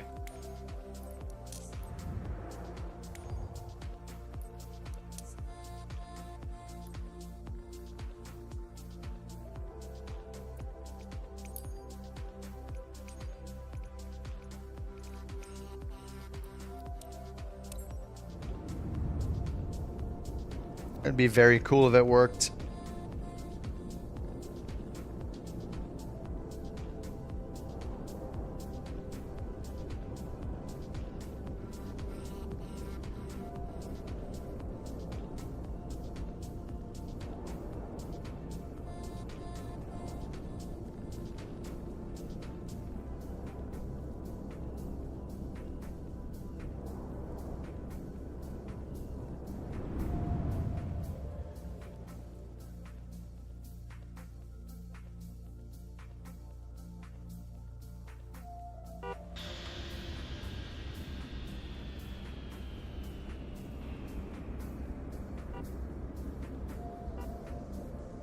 Beep.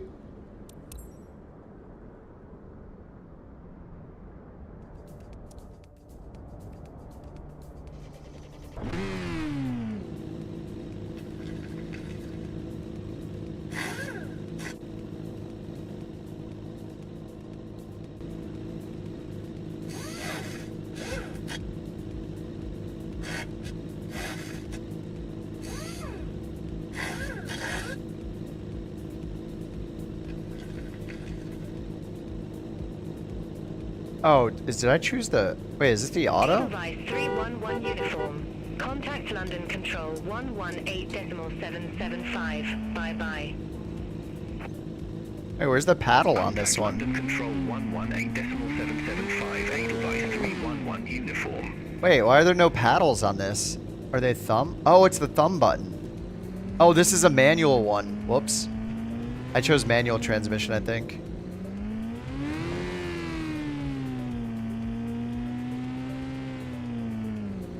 Did you choose automatic, Rich? Maybe. Let me choose automatic. I assume maybe you picked automatic. Different steering wheels? Oh, the automatic and manual do? Did you choose the automatic, Rich? Wonder if that's why it's not matching. Automatic, okay. Let me switch just to see. We're just trying to see if when we like in Flight Sim 24, it seems like even if you own the liveries, anybody in multiplayer with your same livery, you don't even see the livery. Like I don't think I've seen it once, except in the Phoenix. I think the Phoenix is like the only one. Oh wait, I did choose automatic, didn't I? Automatic office chair?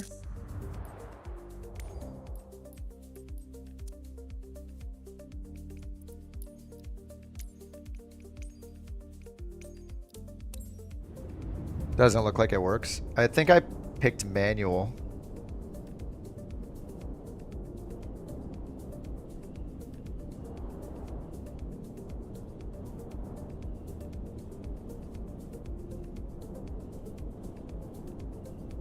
Oh, did I miss Shill's resub earlier? Oh my god, Shill, if you're still here, did I miss that? Oh, I feel bad. Was it when I was crashing or something?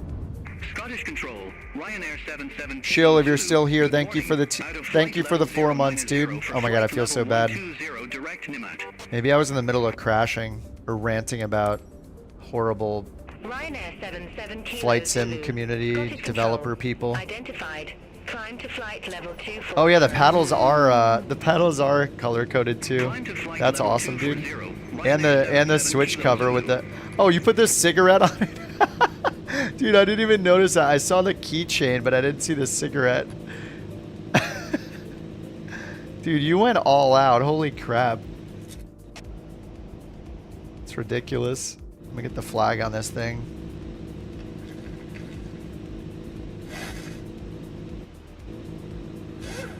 Oh, it's because I switched this. That's why. Sorry, I switched the steering wheel. I didn't realize these were... Alright, I'm dumb. Yeah, okay, I see what you're saying. I switched the steering wheel. It doesn't have paddles. It has the top buttons on this one. Brilliant.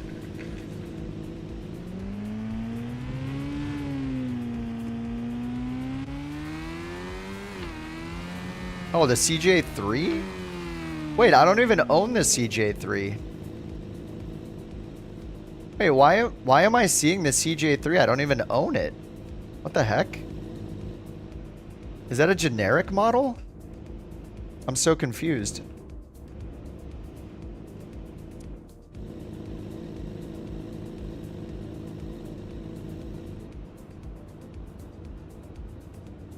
Oh yeah, it's like a low LOD CJ3 model. That must be a Microsoft generic, right? Clear 5. Scottish control. That looks pretty good. Because I didn't buy the CJ3 that came out.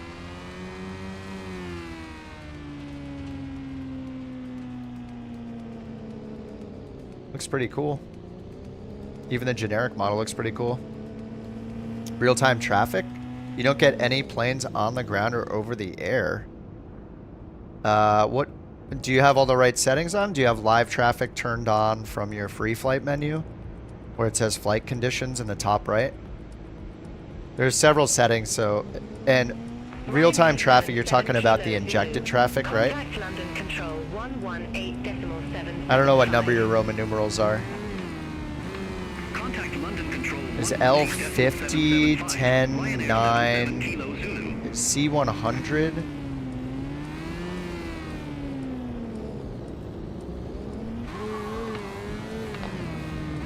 Yeah, maybe we'll see each other tomorrow if they fix the multiplayer thing.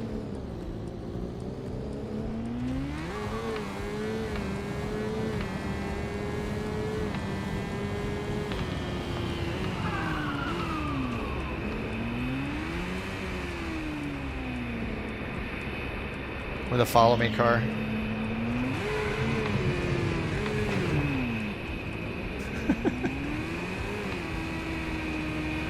What's up, Jewel?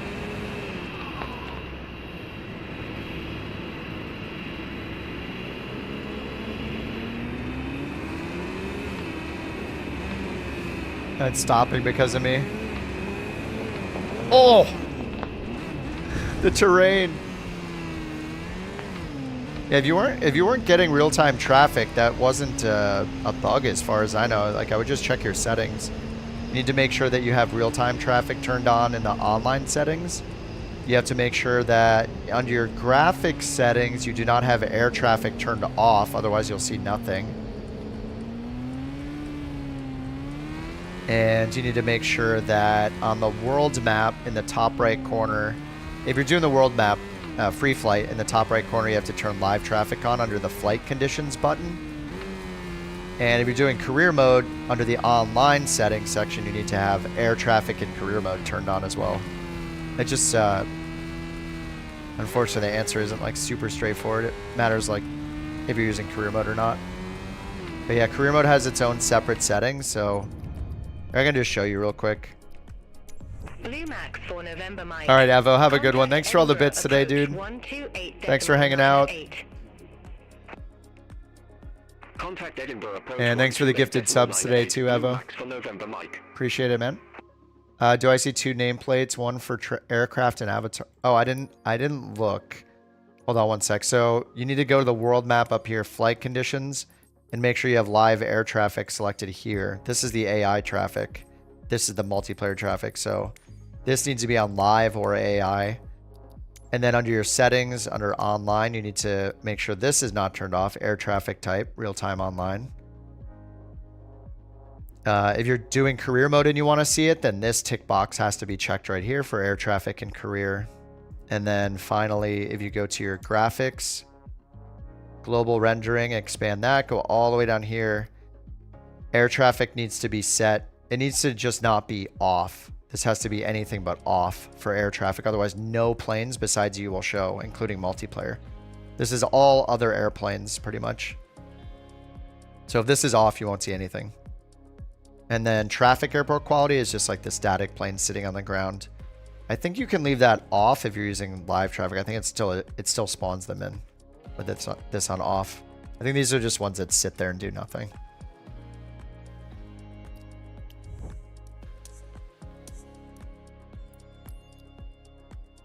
Oh, there's a Glasgow.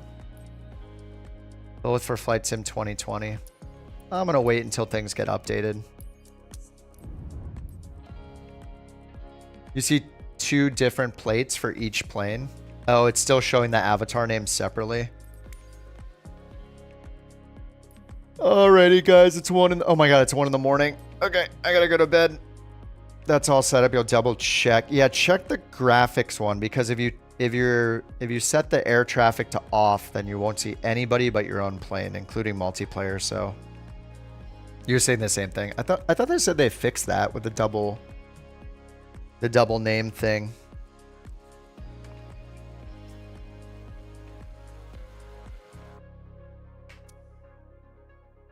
All right, guys. Well, I crashed my career mode 737 today. That was exciting. I got to rant about crappy AI ATC.